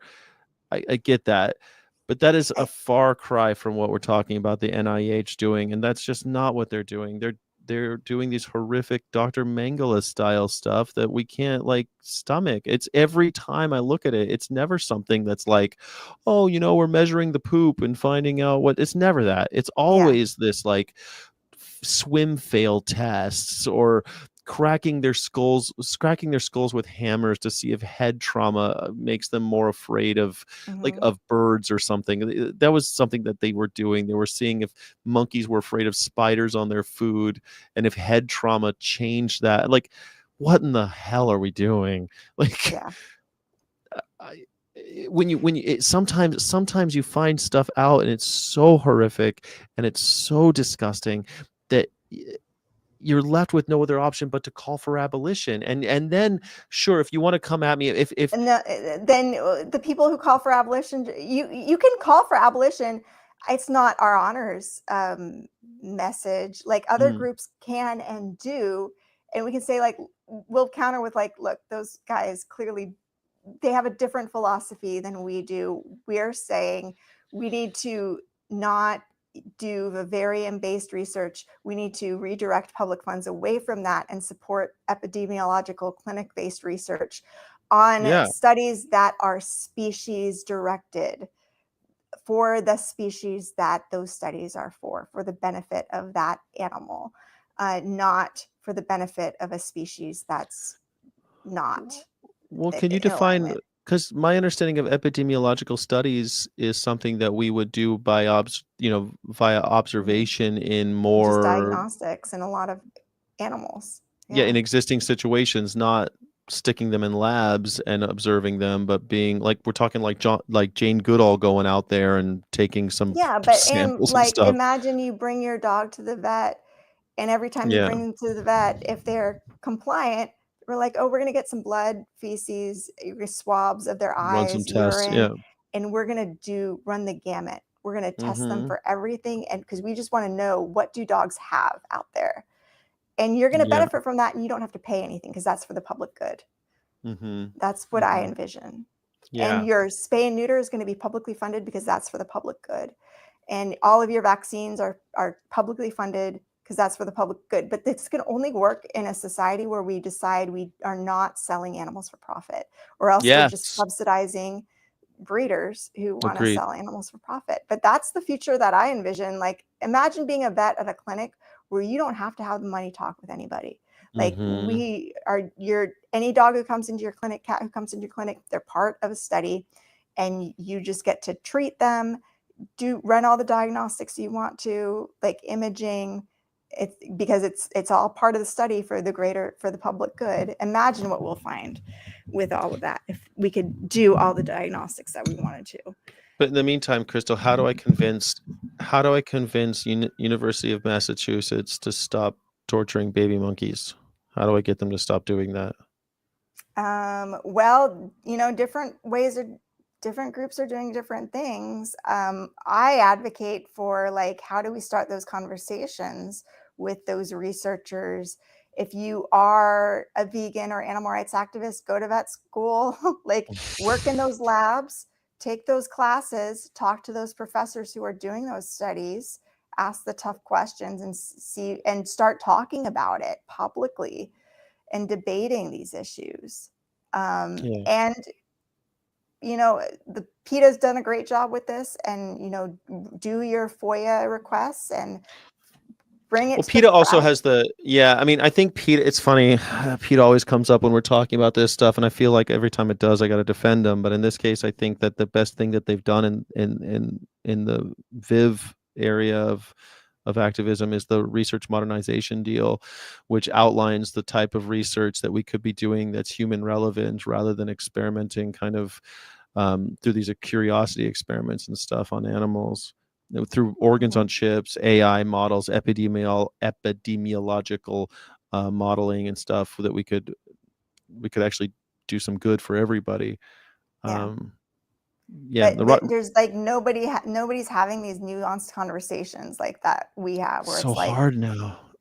and I cannot live in a world where I'm not allowed to say what I think. Like, I can't imagine being one who to like censor myself because, like, oh, I got to speak the talking points of this campaign. Like, Yeah. I see how PETA, they are forced to like just say their talking points over and over again. And I was like, I couldn't Well, do that. I'd I want to did have I these did nuanced conversations. I did media training at PETA, and there is a little bit of that. But honestly, when you do outreach and stuff, they're not so hardcore. They have a couple things that will, just like with Our Honor. If I were at an Our Honor event, I wouldn't call for the abolition. I would tailor my approach because of my audience, right? And the same thing goes with PETA. Like, my friend worked in TNR, trap, neuter, release for animals, cats, and PETA's position is they're against TNR, and so he just didn't bring it up, and it just isn't something that organically comes up anyway in the course of outreaching, people who are animal eaters. So it never came up in the 3 months we were on the road. So, I think you could actually, but I get what you mean. You make me. PETA's still very much into the First Amendment, obviously. They will even tell you in election year, in election years, you're not supposed to really talk about politics in the nonprofit world. Luckily, we're not in the election year right now, and so they send out a thing like it's your First Amendment right to say anything you want, but please let everybody know that you're not doing it on behalf of PETA, because this year we have to be careful. Every 4 years we got to be careful about this, and Yeah. so Yeah, that's the thing. Like when you're working for a company or an organization, yeah, you yeah. have to do that. But like as yourself, like I know there are people who like work for the USDA or like and can't go online and say certain things, and I couldn't live like that. That's why I don't work for the USDA, I guess. I lived But like that I've been vegan for 20 years, and I lived like that when I worked in hospitality. I would not talk about veganism online ever. oh, Never. wow. I How would never sad. talk about online. Yeah. Well, not as me for sure. I mean, I still would, but not as Yeah, me. you have to create a Yeah. pseudonym and stuff. Yeah. Exactly.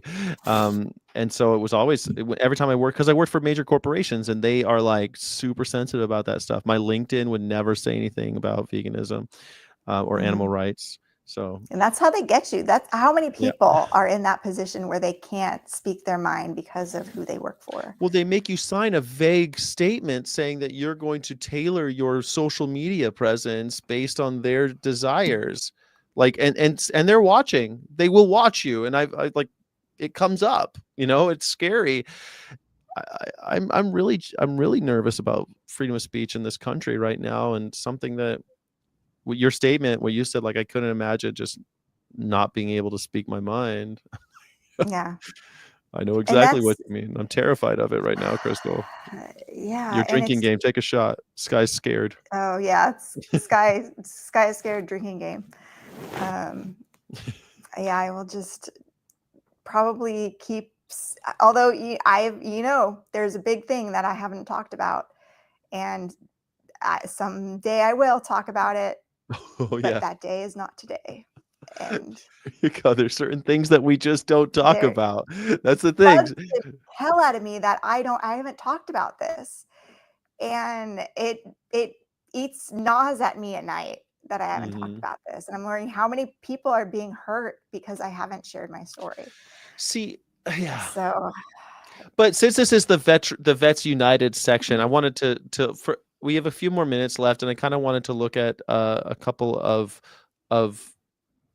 social media posts that I was working on that maybe we yeah, can just kind of like go through really quickly. let's do But it. before that, I also was like saying, man, when I think about veterinarians, because you're like, well, you don't, that's not the hour honor. Like when you're outreaching vets, it's a different conversation and stuff, and it totally is. Like when we were at VMX, I didn't really talk about veganism. I talked really about veganism with one person, really, because of the price of eggs, which I thought was one of my most rewarding interactions. There was that lady from Mississippi who was asking about egg replacements, and in a conversation about VSD plus, we started talking about eggs, we started talking about veganism, and it was such a cool conversation. She's like, bless your heart, I ain't going vegan, but I really appreciate it. She was so great. Yeah. She's a baker and all that. But I, like in my imagination, I just want to have every vet office with a poster that says something positive about not eating animals. I just wish Yeah. I wish that we had some kind of poster that we could send to vet. I would love that project. Like get a grant for Design that. yeah, just talking about the harms, the need. My message is the need to switch to animal-free forms of food production and how important that is. But do you know what that little so dumb, but you've seen it. Everyone's seen it. The little kitten hanging on the branch and it says "Hang in there, buddy" or something. And you used to see that at like every school would have that. Every principal's office would have it. Like that was just very popular. It was everywhere. That's what I want for us. Like yes, something where every vet office in America has something that's just. I know, and we have the public trust, and if you in the go up waiting into a room, vet right? office with your dog who you care about and you see that coming from your vet, you'd be like, that would make so much more of a difference in your life than some animal activists saying And no that. hard conversations yeah. unless they ask. but they could just hang it up in the waiting room that says something like, "Hey, rethink protein production." Something really And kind of now they have vague. the videos playing. It's like, what could be a video that they could play that would Or a slide that just help? comes between the videos. They have videos playing. I haven't been to a vet office in many years. There's one right by the Trader Joe's I go to. Maybe I should pop in and what would I do if I cold called them as an activist? What would I do? Like, I would bring up like some campaign or something Well, like, hi, I'm Sky Jack Morgan. Hi, my name's Sky, and I'm an animal rights activist. But don't let that scare you. I would love to talk to you about. They're very busy too. Oh. So, But they always have shit going on. Every once in a while on the weekends, they got like balloons and shit in front, and they're doing some like vet offices. They have little weird open house events or something going. It looks like an open house or something. Every once in a while, they got like balloons and people standing in front. I don't know. You tell me. You know more about I this would than be I like, do. do you know about avian influenza? Here are some vets that are trying to address the avian influenza issue and the way that they're killing the animals. 2,000 veterinarians have signed on to Veterinarians Against Ventilation Shutdown.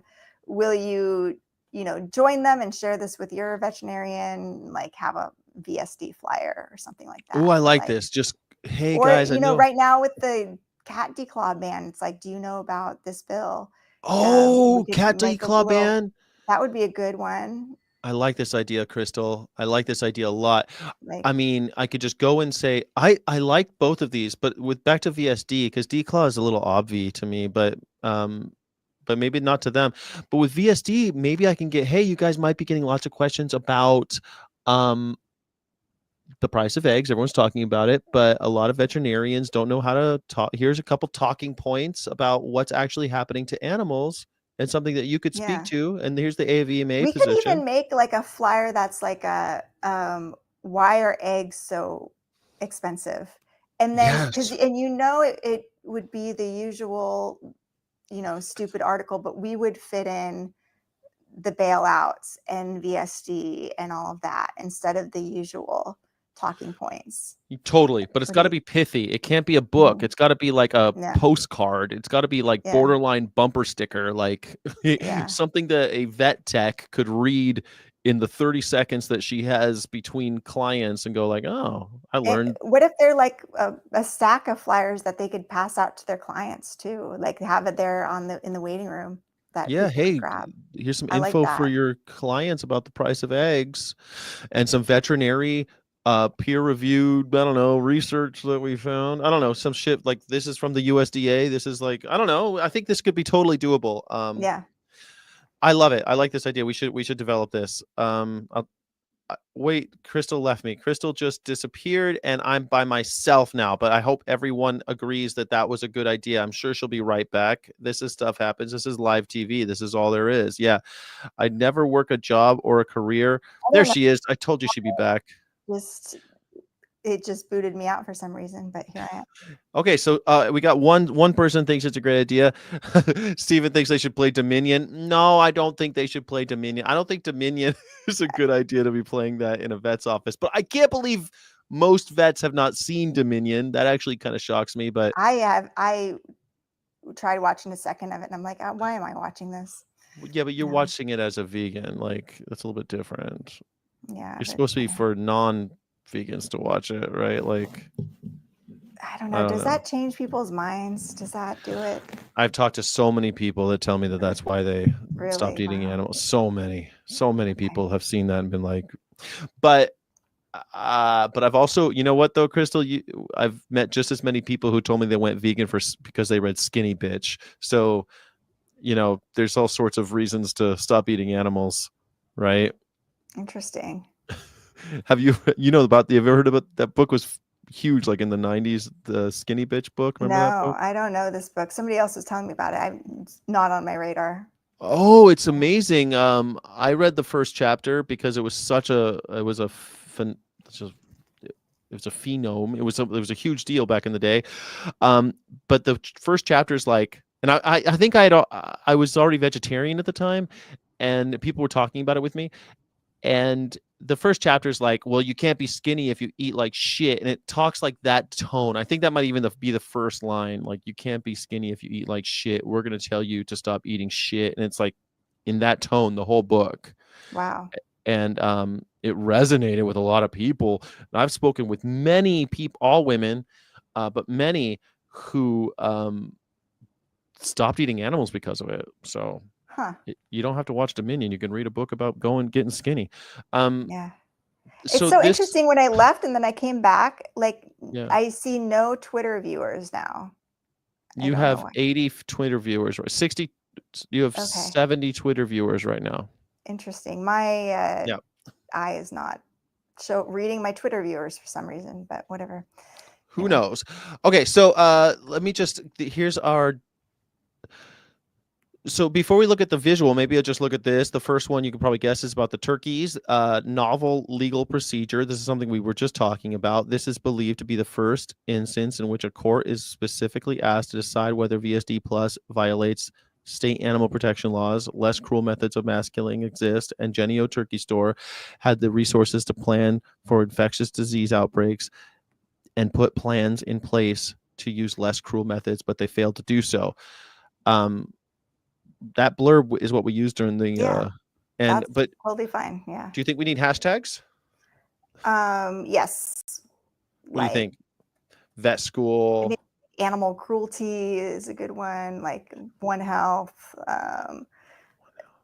avian flu. It's an H5N1 story. H5N1. Great. Vet med.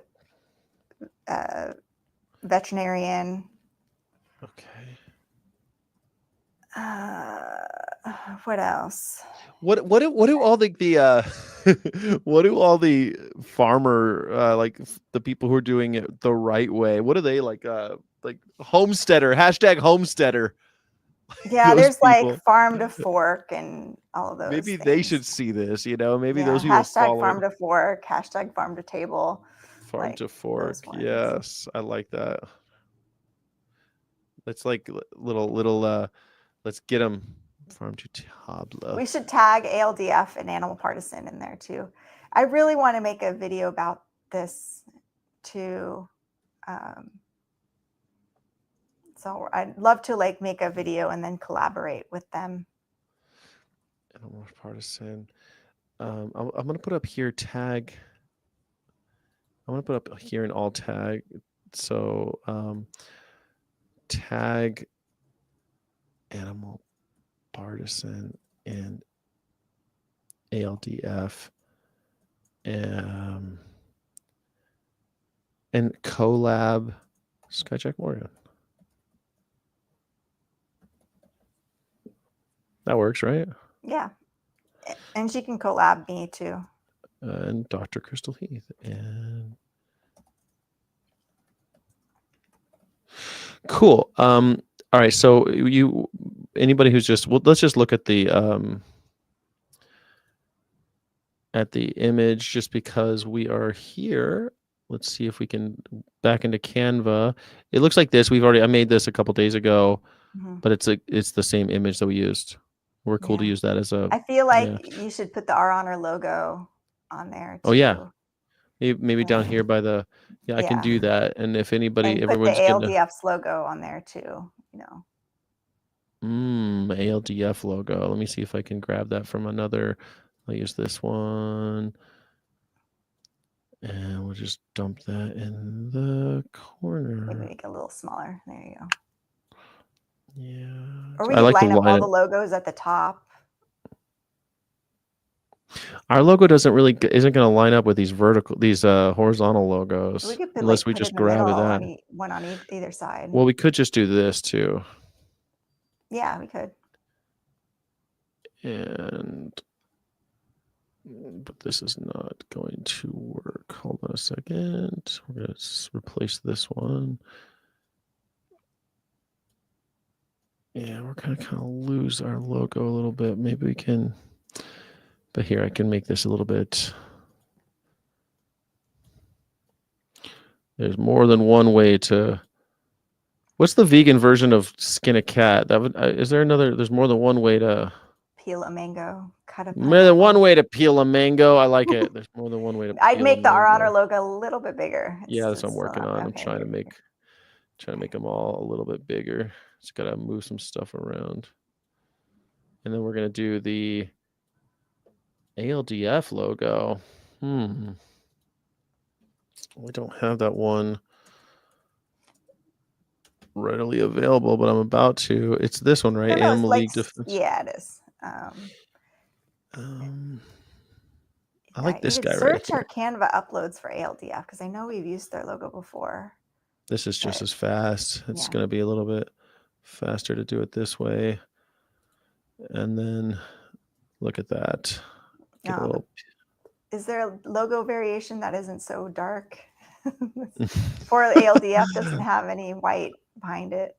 I can let me see if I can fix something up for you. We could also just change it from black to like a gray or something that I can also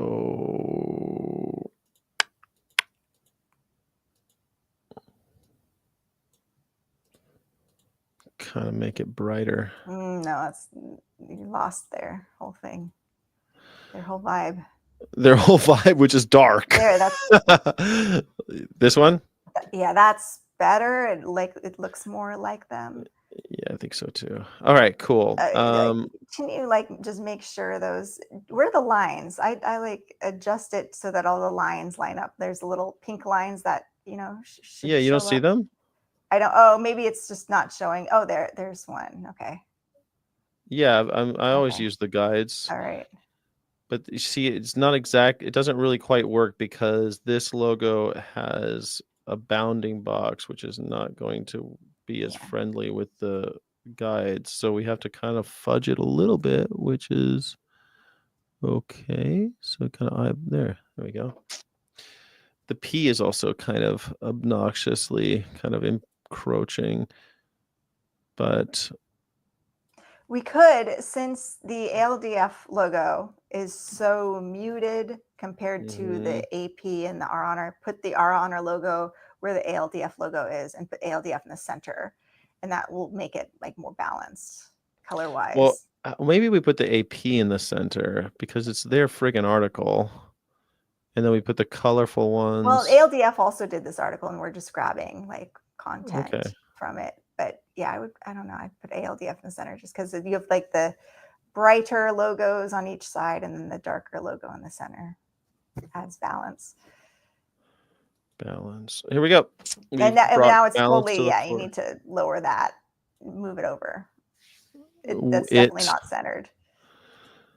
When you say it. The ALDF logo is definitely not centered. The LDF is the only one that's centered. Okay. I feel like Our Honor is not. I actually think we should just bring them all. Let's bring them all together so they're all. That looks better. Yeah. Okay. That looks way better. Just bring them all together, and they all look like we're in collaboration. All right. Cool. Okay. Cool. And then back over here, we've got the second one. Is T-shirts in New York. Dr. Crystal Heath will be speaking at Long Island University on April 15th and at Cornell University on April 17th. Would you consider helping us buy T-shirts to distribute to veterinary students? Our Honor / donate. It's not all veterinary students though. But that's who we want to give them to. Students. Just say students because like the Long Island one is like a tech program. Brevity is the soul of wit. I love it. Anytime we cut, I'm happy. Distribute to students, ouronors.org/donate. And if you're in New York those dates, drop us a line. We'd love to meet up in person. info@ouronor.org. Cool. Looks good. Easy peasy. And then here is the Canva one for that. And it looks like this. April 15th, LIU. April 17th, Cornell. Look at these three lovely ladies. Erin's in the chat. There she is right there. Larea sometimes goes live with us. And so this one is we're on our way to New York. Campuses in April. Help fund T-shirts. This is actually not where it's supposed to be. Good thing. Okay. Campuses in April. Help fund T-shirts for veterinary students we meet. Cool. And then your contribution will directly empower veterinary students. Ourhonor.org/donate. And that's the post. Nice. Coolio. And then back over at here. So we got that one and the last one. Oh, where's the last one? I had 3. Dang it. All right. Well, I guess it's just 2. I had 3 in here a second ago. Hold on a second. Let me go back to my. Did I forget to? I put 3 in the signal chat. That's a problem. Pete Hegseth messed with my signal chat. I put 3 links in the signal chat. What in the heck? I must be tripping. I don't know what I'm thinking. Oh, you know what? It's because of All Things Considered. I wanted to do All Beings Considered. Check out our podcast and stuff. It's going to be a podcast one. That's why. Okay. Sorry. But I have it in I had to do it in Adobe because Canva could not handle the font search. Like with Adobe, you can like search fonts and it'll tell you which ones are closest to that. So I was able to it took forever to recreate that logo, believe it or not. 3 simple fonts. Yeah. Wow. 3 fonts, but it was a fun trip. Cool. Well, thanks for doing that. That's good. Hopefully, maybe we'll get sued. I don't know. We'll see.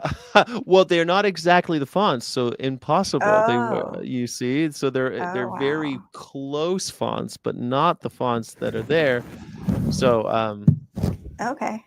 I don't think we're suable on this. I don't think we have any exposure. Nice. So all beings considered.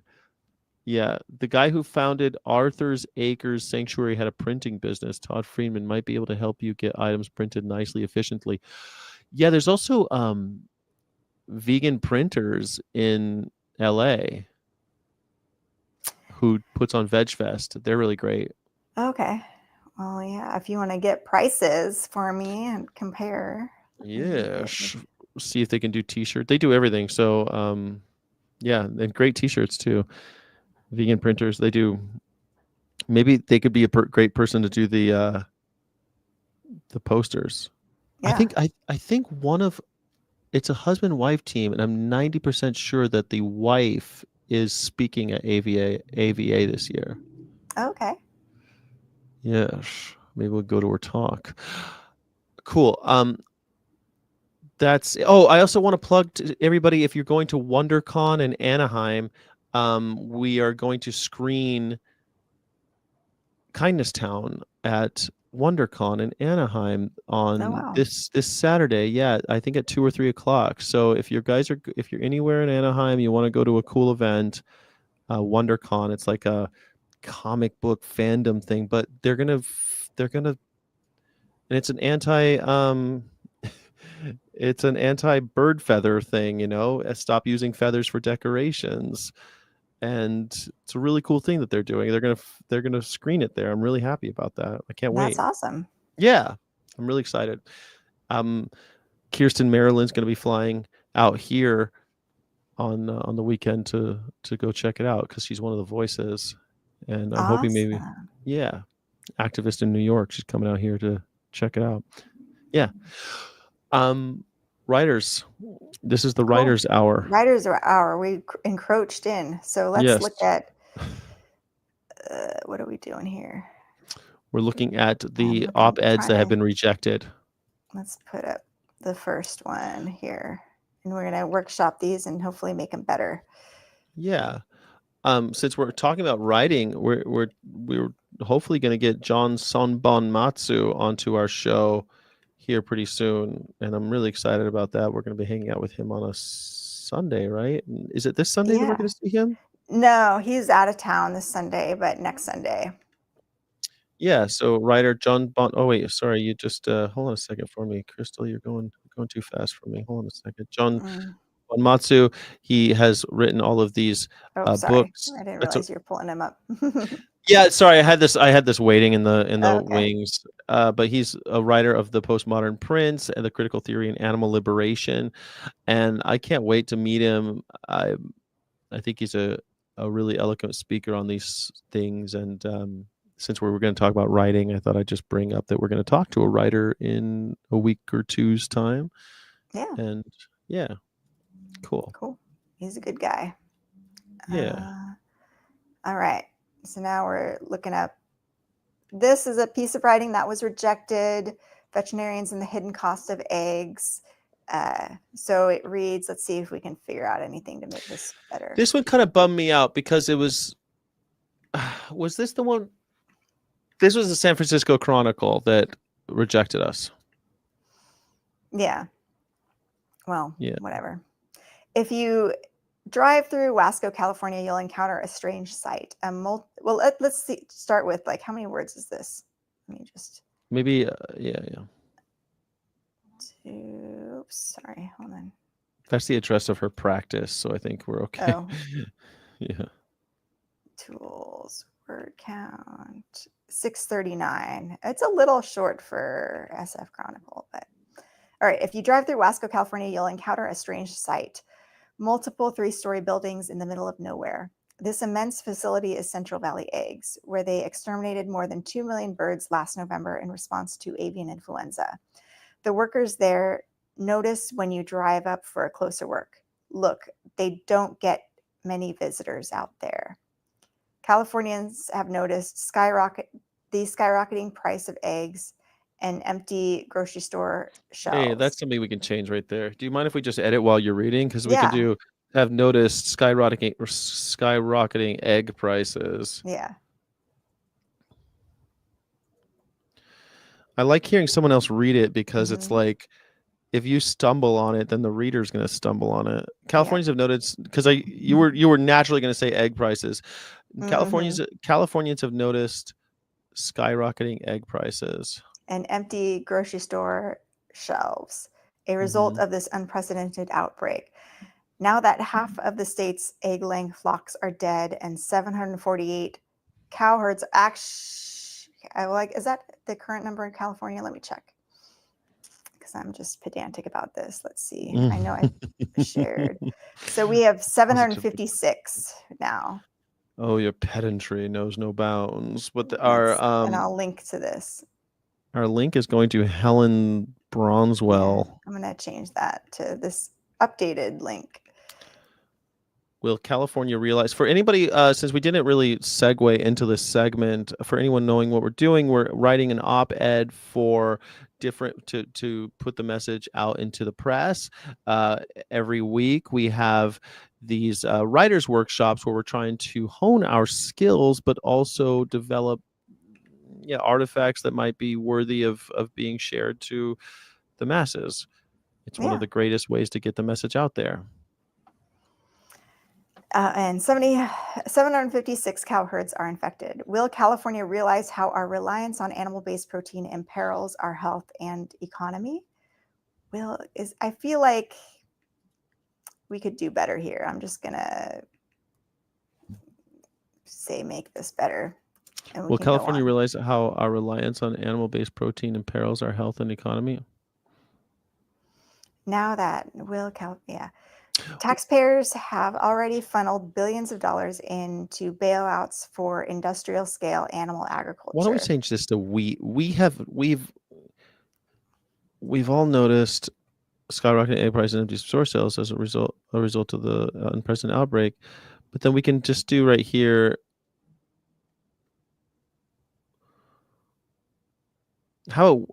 When will we? Yeah. Now that, because it's like now that. See, I don't think there's now that. I don't know if that when adds anything to this. But if I take out now that, will we? How about if we just take out the now that, and then half of the state's egg-laying flocks are dead. 756 cow herds are infected. Period. when will California Yeah, realize? that's what I was thinking. Yeah, totally on the same page.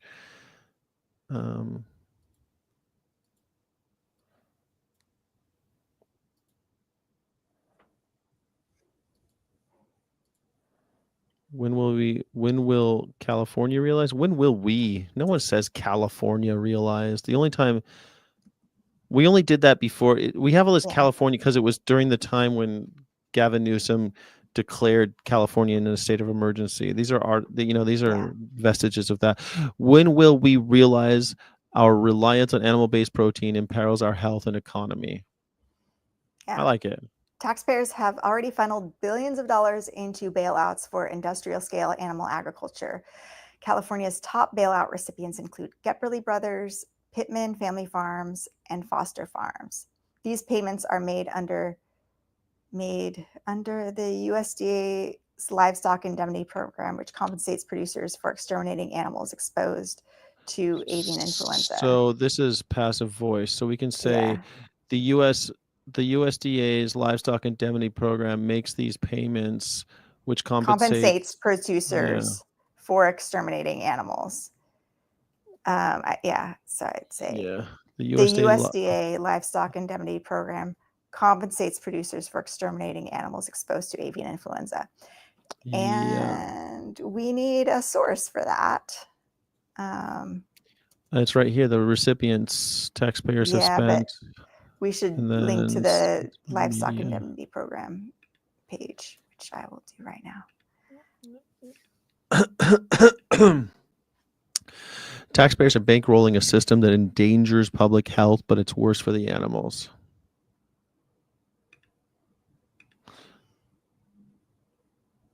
The most common method of mass extermination, also known as depopulation, is ventilation shutdown plus. This method seals off airflow and raises temperature, slowly killing birds en masse via heat stroke. What if we say it's far worse for the animals?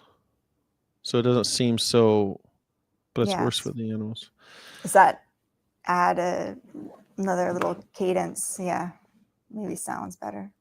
I think it sounds somehow it sounds less preachy, I guess, but it's worse for the animals. Like it just sounds, that endangers public health, but it's far worse for the animals. The most common method, I don't know. What is it? It's far worse for the animals. A system. Taxpayers are bailing that, but dangers the public health, but it's far worse than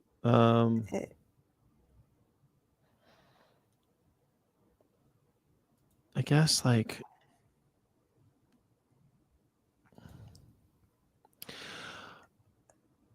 we could say something. Taxpayers are bankrolling a system rife with bankrolling a callous system that that's also cruel to animals, endangers public health. And I don't think we've earned this public health thing, because we haven't talked about public health at all right here. This is nothing about his public health. Because we haven't talked about public health at all. That endangers food security, we could say, because we've talked about how half the state's egg-laying flocks are dead and all the cows infected. So we could talk about food security, but we have enough space to add words about public health. Totally, but we're going to have to do that, which doesn't happen until here. The public health is right here. Yeah. But taxpayers, and we're talking about here is saving the planet for the market for sustainable meat alternatives. Hold on, what is this reference here? We use the. I don't know why I can't share this on my screen. But it's a UC Berkeley study on it's a technology report. Meat production will be unsustainable by 2050 at current and projected rates of consumption due to high resource intensity.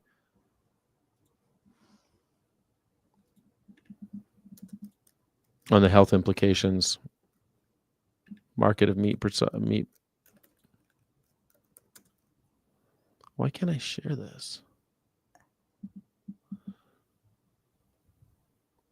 Taxpayers are bankrolling a callous system that devises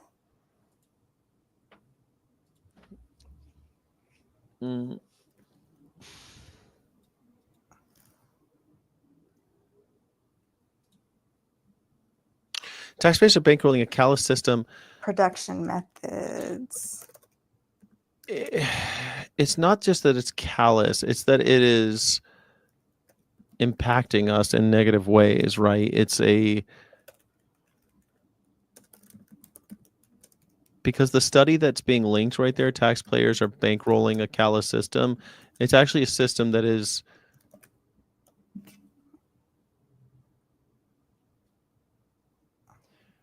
endangering us, but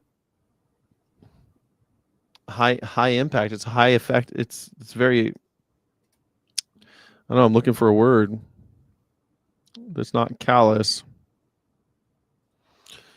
Taxpayers, but far worse is the higher suffering of the animals experience. Hope you guys read the first sheep infection in UK. Yeah, the first sheep infection in the UK. We've got now cross species, trans species infections in the UK. Crazy, right? Insensitive, heartless, unfeeling, cold-hearted, indifferent, apathetic, hard-hearted, cruel, unsympathetic, detached. It can't be callous. It's brutal it's not that it's callous and brutal. It's that it's harming us. Like, that's the thing about the taxpayers are bankrolling a system, but the system isn't defined by its callousness. It's defined by its harmful system. Should we just say harmful? System that incentivizes production methods. Harmful, expensive. Yeah, I mean, the fact that it's expensive and it's killing us and the environment. How do you say that? A harmful system that is incentivizing production methods, facilitate virus. I don't know. Yeah. Incentivizing. But this has to be a segue for the next thing, which is mass extermination. So it's a harmful system. Taxpayer dollars are propping up a dangerous system, one that fuels disease outbreaks, jeopardizes food security, and subjects animals to immense suffering. That's good. Just throw that in there. That's from ChatGPT. Is that ChatGPT? Throw it in there. Let's wordsmith it. That was good.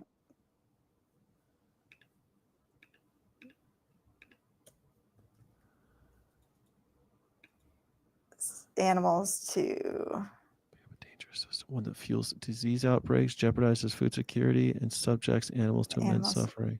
Nice. But what if I just hate to resort to the immense suffering, because even if it was humane, it would still be wrong. Right, but we're going to talk about depopulation next. And okay, so it's a segue. All right. That's all this is doing is it's closing this off by saying, see, this whole thing. So the whole reason I put this in here was because I'm going to copy this. And I'm going to put this as the link. Probably. Are you doing the link? I'm doing the link. Yeah. Oh, you are? Okay. Yeah. Then. All right. Cool. Then I'll just delete this real quick. Like, the reason why. Oh, did you just delete it? What are you doing? I didn't. What did I do? I didn't do anything. You did it. Something just happened. All right, cool. The reason why this is in here, taxpayer dollars are propping up, is because it closes off the fact that it's expensive and dangerous, and then it starts the fact that it's ventilation shutdown. Yeah, I like it. Okay, of mass extermination, also known as depopulation, is ventilation shutdown. This method seals off airflow and raises temperatures, slowly killing birds en masse via heat stroke. How about just slowly inducing heat stroke, or slowly killing birds en masse? I don't know. You ever read that? There's this amazing piece that George Orwell wrote about how never use a Latinate or foreign word when a perfectly good Saxon word exists. Yeah. What's a Yeah, good Saxon word for a good this? stuff for en masse, en masse. Like it just, Yeah.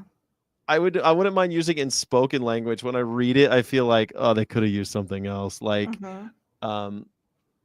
because we're talking about mass extermination. Like those are, although extermination is a Latinate. I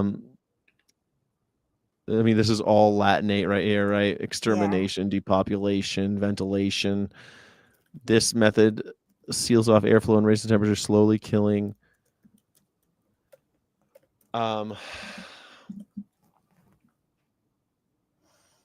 collectively, entire flocks.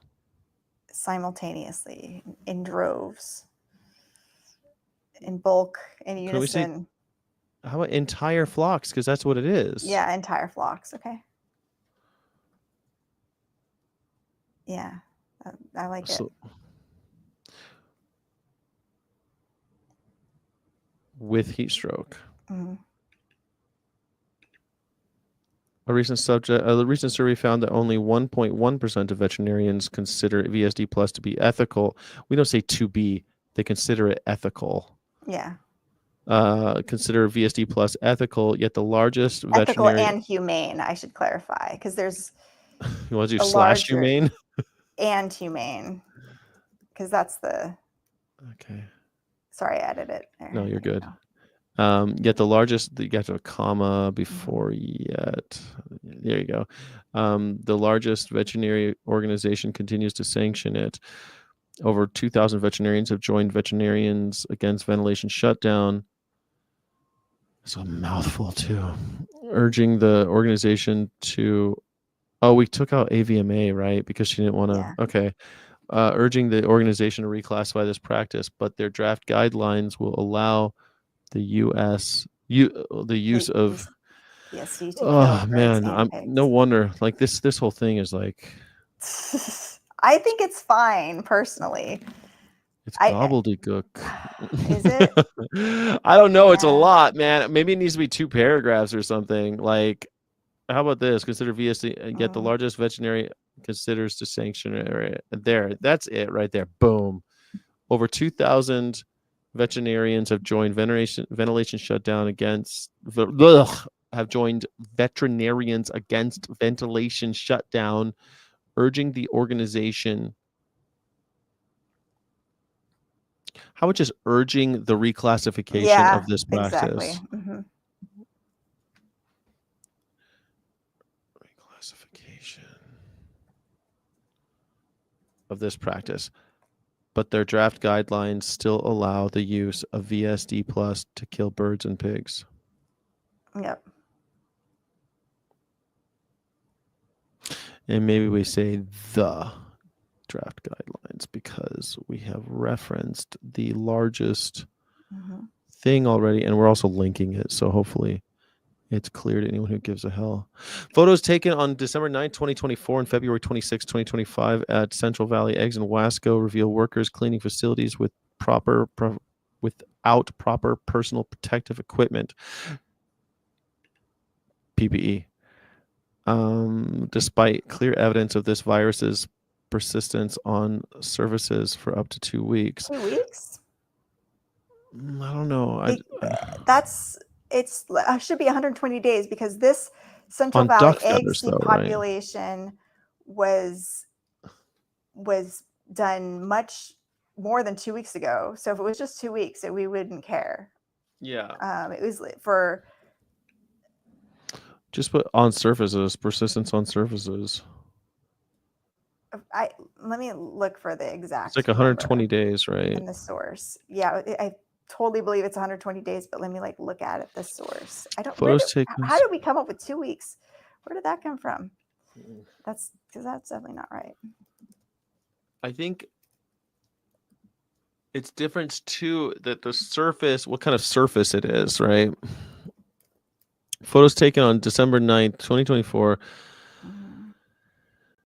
We need a segue here too. This is too we're talking about killing birds and pigs, and then we're like, photos taken, PPE. Like, now we're talking about PPE.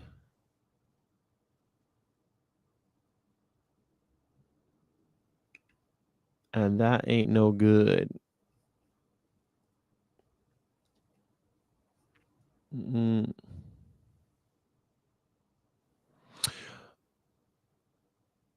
Oh, here's how we do it.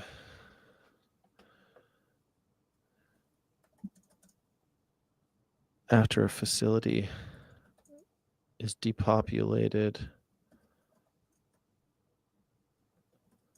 another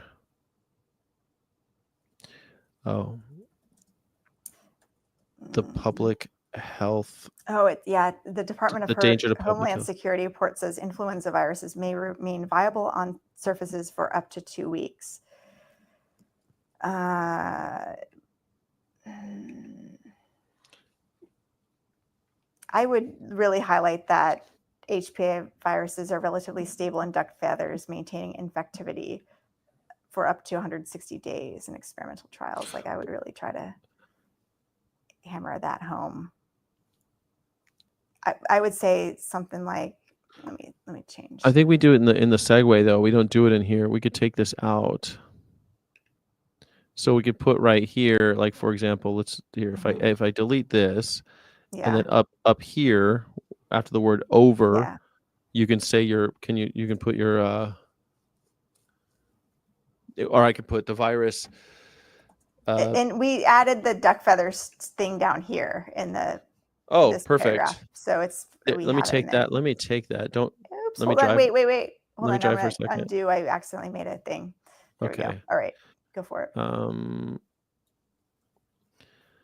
Check this out. After a facility is depopulated, the danger to public health is far from over. Avian influenza is highly stable in the environment and can remain infectious on duck feathers for up to 160 days. Why don't we just say feathers?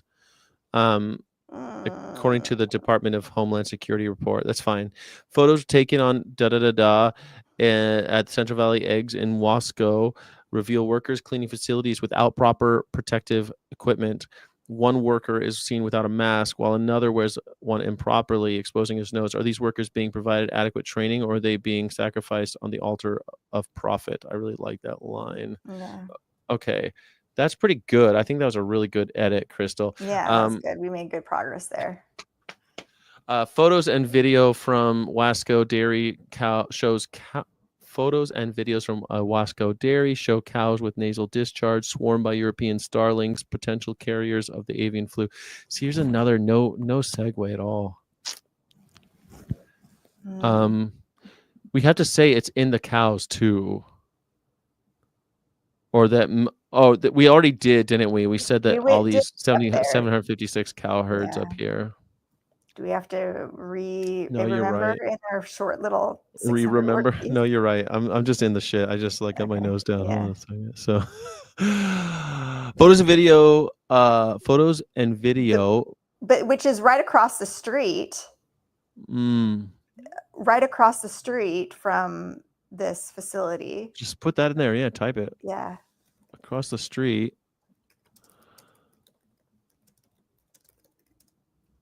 Then we just don't. We don't need Central the word. Valley Eggs? Yeah, sure. I like the. Then we don't need from a Wasco. We could say from a dairy. The dairy. The dairy across the street. How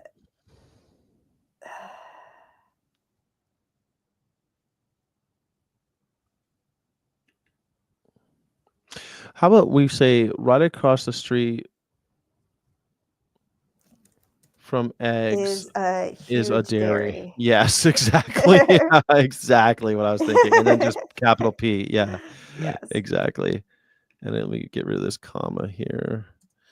And video from a dairy. And then we get that photos and video. Why can't I make this work? I can do it. Okay, edit link. Hold on, I got it. Oh, you do it the hard way. Yeah, I don't know. Okay. Shows cows with Struggle. nasal discharge swarmed. Shows cows with nasal discharge. I would love to call them mama cows with nasal discharge swarmed by European starlings.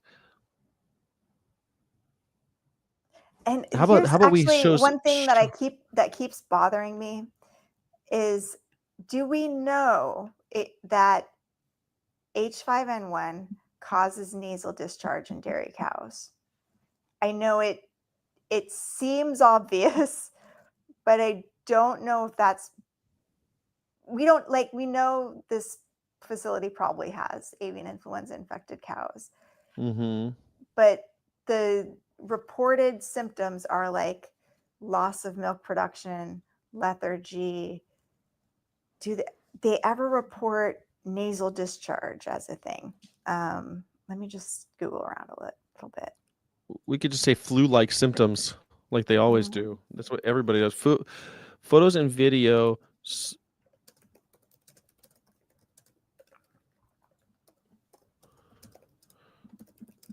show swarming European starlings,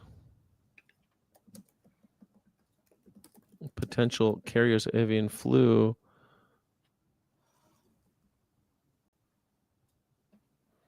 So yeah, it just ChatGPT. Some cows have shown respiratory signs like nasal discharge, coughing, or labored breathing, but these are less common and not always present. And they can overlap with other respiratory diseases in cattle. So that's show European starlings. lethargy is a thing. So like we could really highlight lethargic looking cows. Swarming lethargic cows. I love it. Yeah. How about just phlegmatic cows? Then you have both in there. Phlegmatic cows. Phlegmatic generally means lethargic, but the etymology of the word actually has to do with phlegm. Yeah. What do you think? It means someone who's calm, unemotional, and not easily excited or upset. Basically cool under pressure. Lethargic. All right. Lethargy sounds better. Yeah. More medical term. Yeah. But it's interesting, the phlegm. Yeah, phlegmatic because the humors, your woe and your bile, or like because it's so in Severance, it totally is like a. God, we got to do a Severance op-ed. Yeah, you do. Yeah. Soon.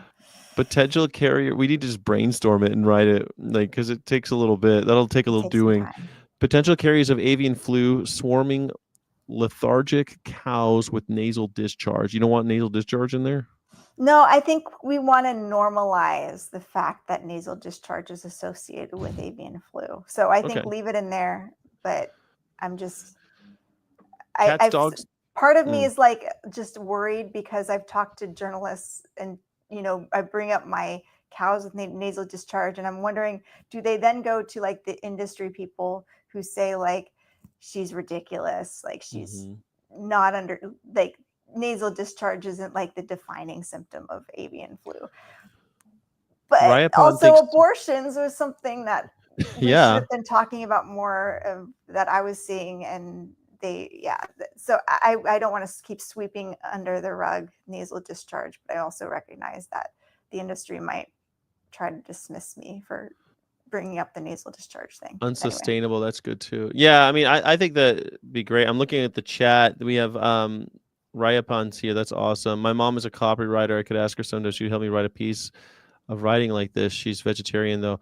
Well, have her help you write it. Maybe we can workshop it here. That was the whole point of doing this. And you can submit it and we can workshop it together and we can work on it.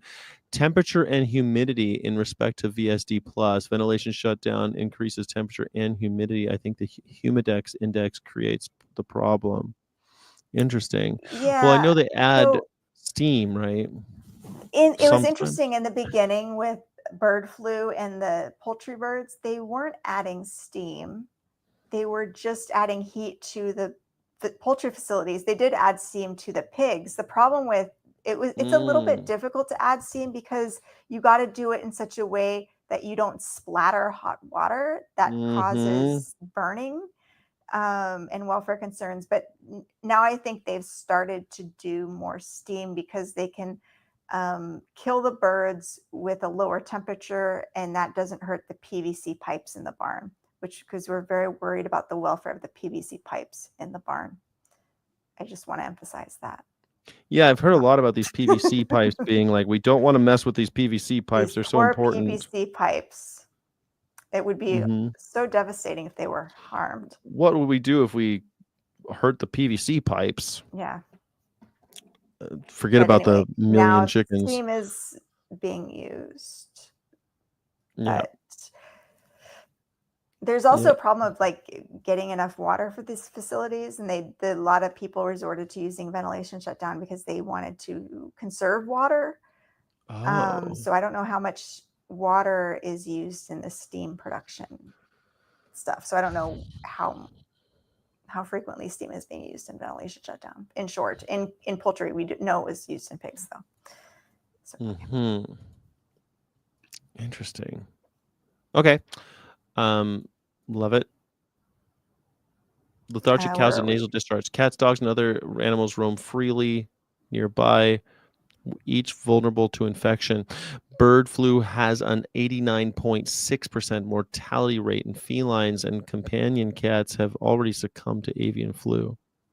Have already succumbed to the infection. Because we say avian flu, bird flu here. Avian flu. It's two flus in one sentence. Companion cats. Such a have already euphemism succumbed. For cats. Do we need to have already in there? Reportedly succumbed. Yeah. Have succumbed. Have succumbed to the infection. Yeah. Are you editing it? Okay, there you go. Yeah, I'm editing. I didn't know if you were, but I was waiting on. When you highlight, I stop. Okay, driving. all right. Yeah. With so many species affected, avian influenza is not only a danger to animals; it's a ticking time bomb for a global health crisis. Time bomb for a global health crisis. Ticking time bomb. I don't like this whole sentence. With so many species affected, avian influenza. I just think, why can't we just say we're witnessing the fall of an unsustainable system, and I think that's enough. Like, we're witnessing the breakdown of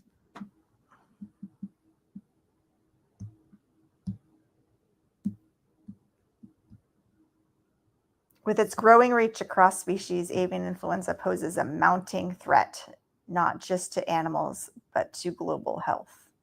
Yeah, I like it. That's old ChatGPT. It's a looming global health crisis. How about that? Yeah, as avian influenza global health crisis spreads across species, the risk extends far. I don't like far beyond. I like it's not. Why don't you paste it in here so we can see it? And then we can. Let's see here. I can't see what you see. Hold on. I like looming. I like it too. Looming global health crisis. With its growing reach across species, avian influenza poses a mounting threat and a mounting threat. A looming global health crisis.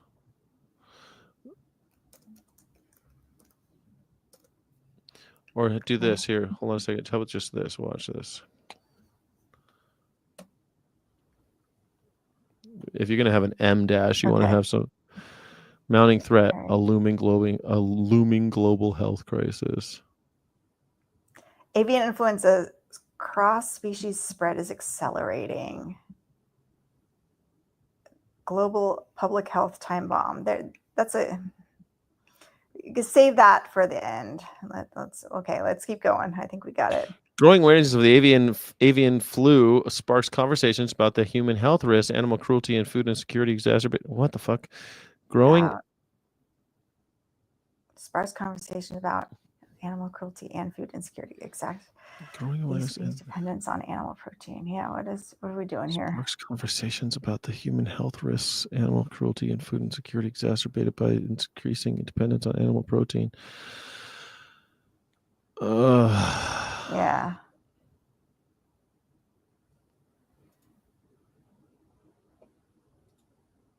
According to at least. Can you zoom the doc to 125% for fellow viewers and my ancient eyes? Yeah, there you go. Nice. That's readable. Thanks, Neil Thompson.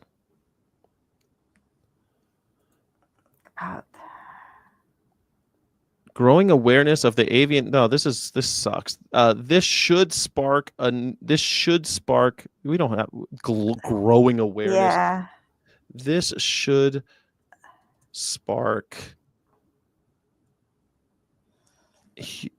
debates. Instead of talking about the cost of eggs, should we bring it back to that? Yes. Rather. Instead. Oh, okay. Rather. Okay. And instead of lamenting yes. the price of eggs, why not a debate?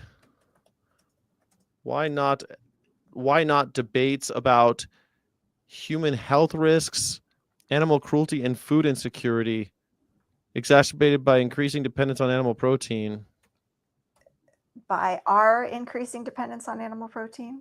By a foolish dependence on animal protein.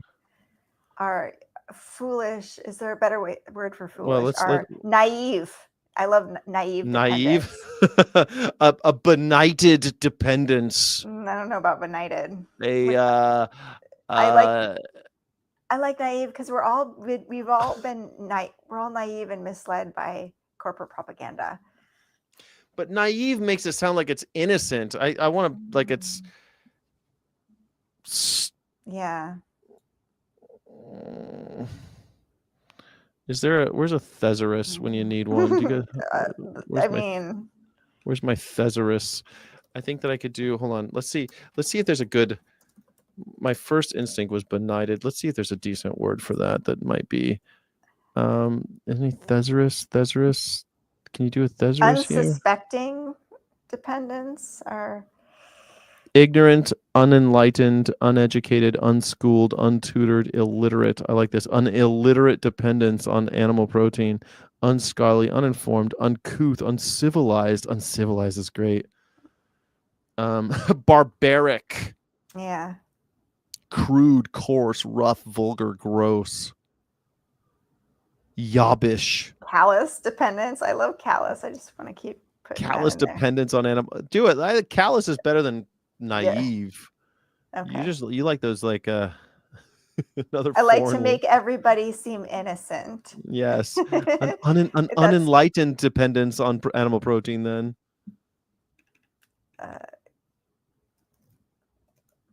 callous dependence. I like callous dependent. Okay. Yeah. By our callous dependence on animal protein. How about what if you did something like turbid? Doesn't turbid mean like cloudy and stupid too? Turbid, cloudy, opaque, thick, muddy. Why not? I like callous. That's fine. Callous dependence on animal protein. Why not debates about what is it? We should be debating, discussing the exacts or by our callous. How is that? Yeah, I don't mind discussing. I thought debating's a little bit more like because we want some energetic discussion. Like, what do we get since we're thesaurusing? We should be debating, conferring, conversing, deliberating, chewing over. I love it. Yeah. Yes. It's kind of the one chewing over the human health risks. Animal cruelty and food insecurity exacerbate our calcium. I like it.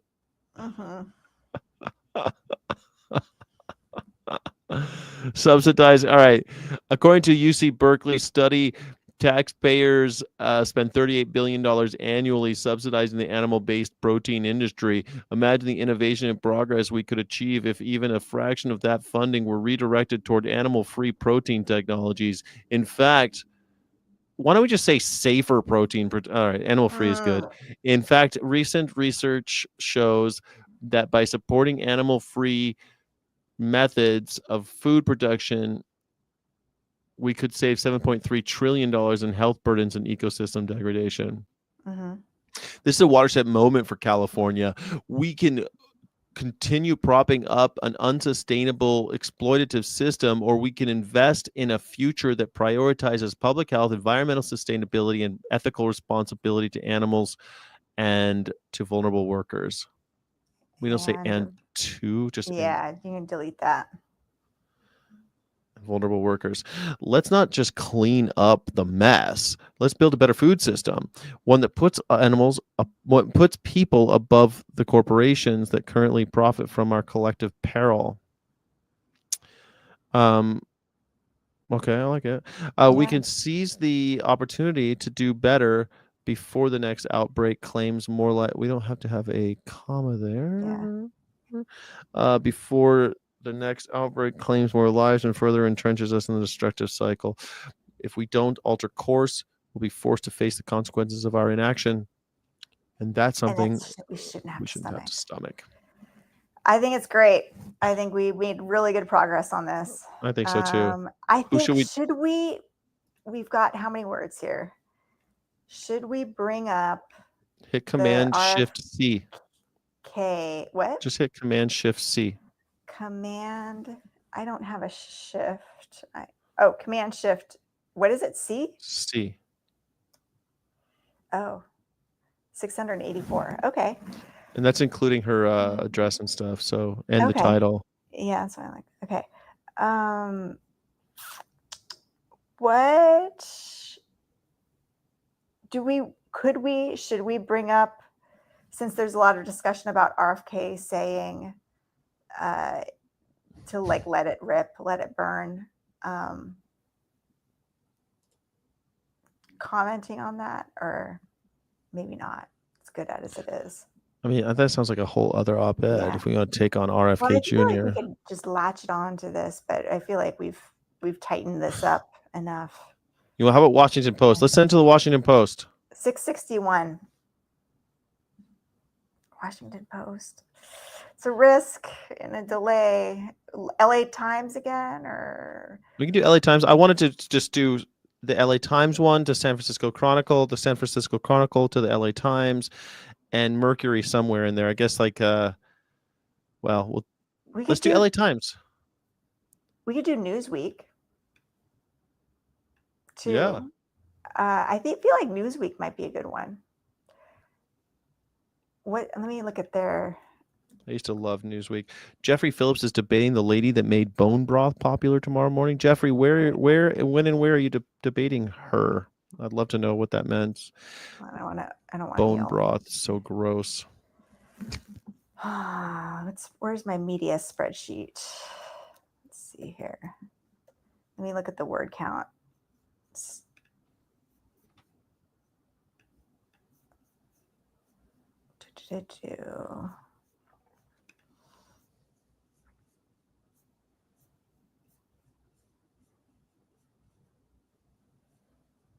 What are you doing? I'm looking up where we should send this to and what the word count of Newsweek is usually. There's also Modern Farmer, good old Modern Farmer. 600,000 words, op-eds at newsweek.com. You want to do Newsweek? Yeah. Not LA Times? Honestly, well, LA Times has been talking about bird flu a lot. They might do it, but I know they're tough. And they're paywalled. You're right, they are paywalled. So Newsweek isn't? No. Amazing. Okay, Newsweek it is. in a way, like LA Times isn't paywalled because they usually always republish in Yahoo News. Can I tell And you, Newsweek, I used to read the op-eds at Newsweek every week. oh, really? Every week. I was religious about it. I thought when 9/11 happened, one of my favorite things that I loved. So I was teaching English in Germany when 9/11 happened. Oh, wow. And I used to read the op-eds with my students, my advanced students, because it was like, again, like 600 to 1,000 words. It's a perfect amount of words for like a foreign, a non-native English speaker to read. And they were really good because they always had like some mixture of kind of local slang or stuff and just kind of some Americanisms that you could teach and have teaching moments with. Anyway, on September 4th, I think it was, Rudy Gestapo Giuliani, and all this horrible story about a guy who goes to jail on some petty crime, like he left his apartment with a beer at a party and he got a ticket, and then years later Giuliani is had this new thing where they're going to juke the stats and have old crimes get punished, and he was going to go to jail and stuff, and he got arrested. And he told the story about Rudy Gestapo Giuliani. And then the next week was 2001, September 11th, and it was a story about the heroism of Rudolph Giuliani.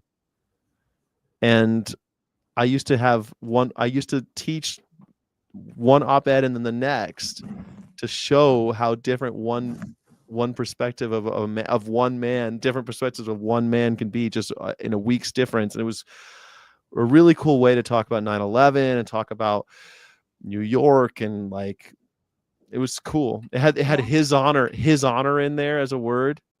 That's what they call the mayor of New York, his honor, but it was Hizzonor. Oh, wow. Yeah, and people are like, well, I don't understand, why would they, these German bankers that I was teaching, they'd be like, I don't understand his honor, it doesn't make any sense. I'm like, yeah, it was really cool. Anyway, that's nice. Newsweek. I can't wait. I would love this feel one like to be in Newsweek. You just manifested a Newsweek op-ed. That's what I'm trying to do. We're manifesting op-eds in Newsweek. Ladies and gentlemen, boys and girls, everyone in the chat, and everyone in between, thank you so much for being here. Yeah. We just did a 3-hour all beings considered, and I really like this format, Crystal. I don't know how you feel about it, but we need a better theme song. Yeah, we got a lot done today. I feel like it's not just talk. It's about educating the public. It's about getting you guys to sign on to things and get active and share. So share this content, share it with your veterinarian, and draft your own op-ed.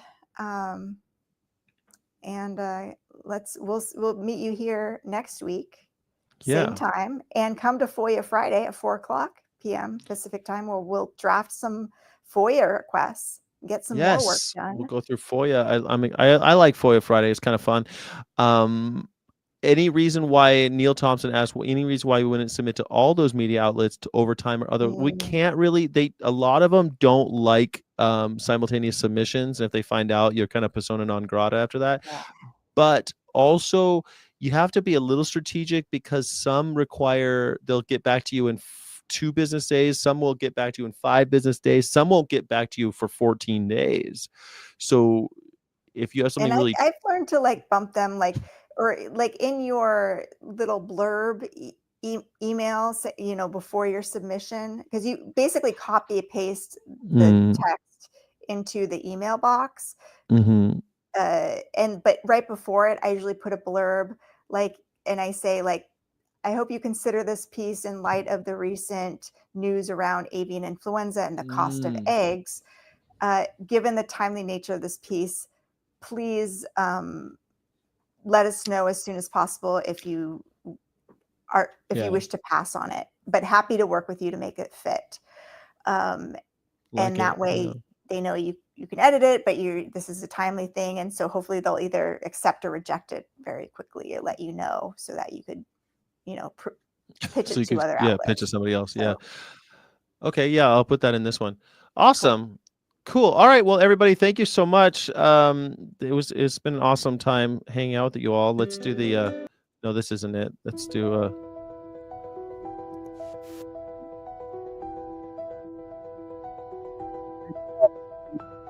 too fast, and it's just not giving it's not a catchy tune.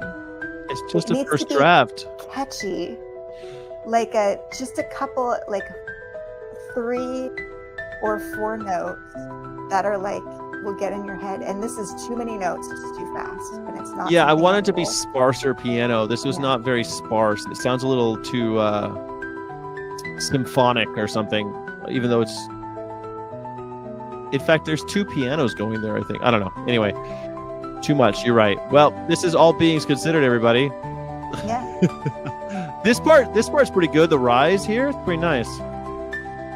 Yeah, it's just a little too.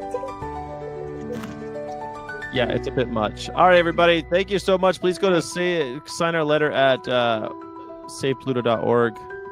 Fight the fireworks.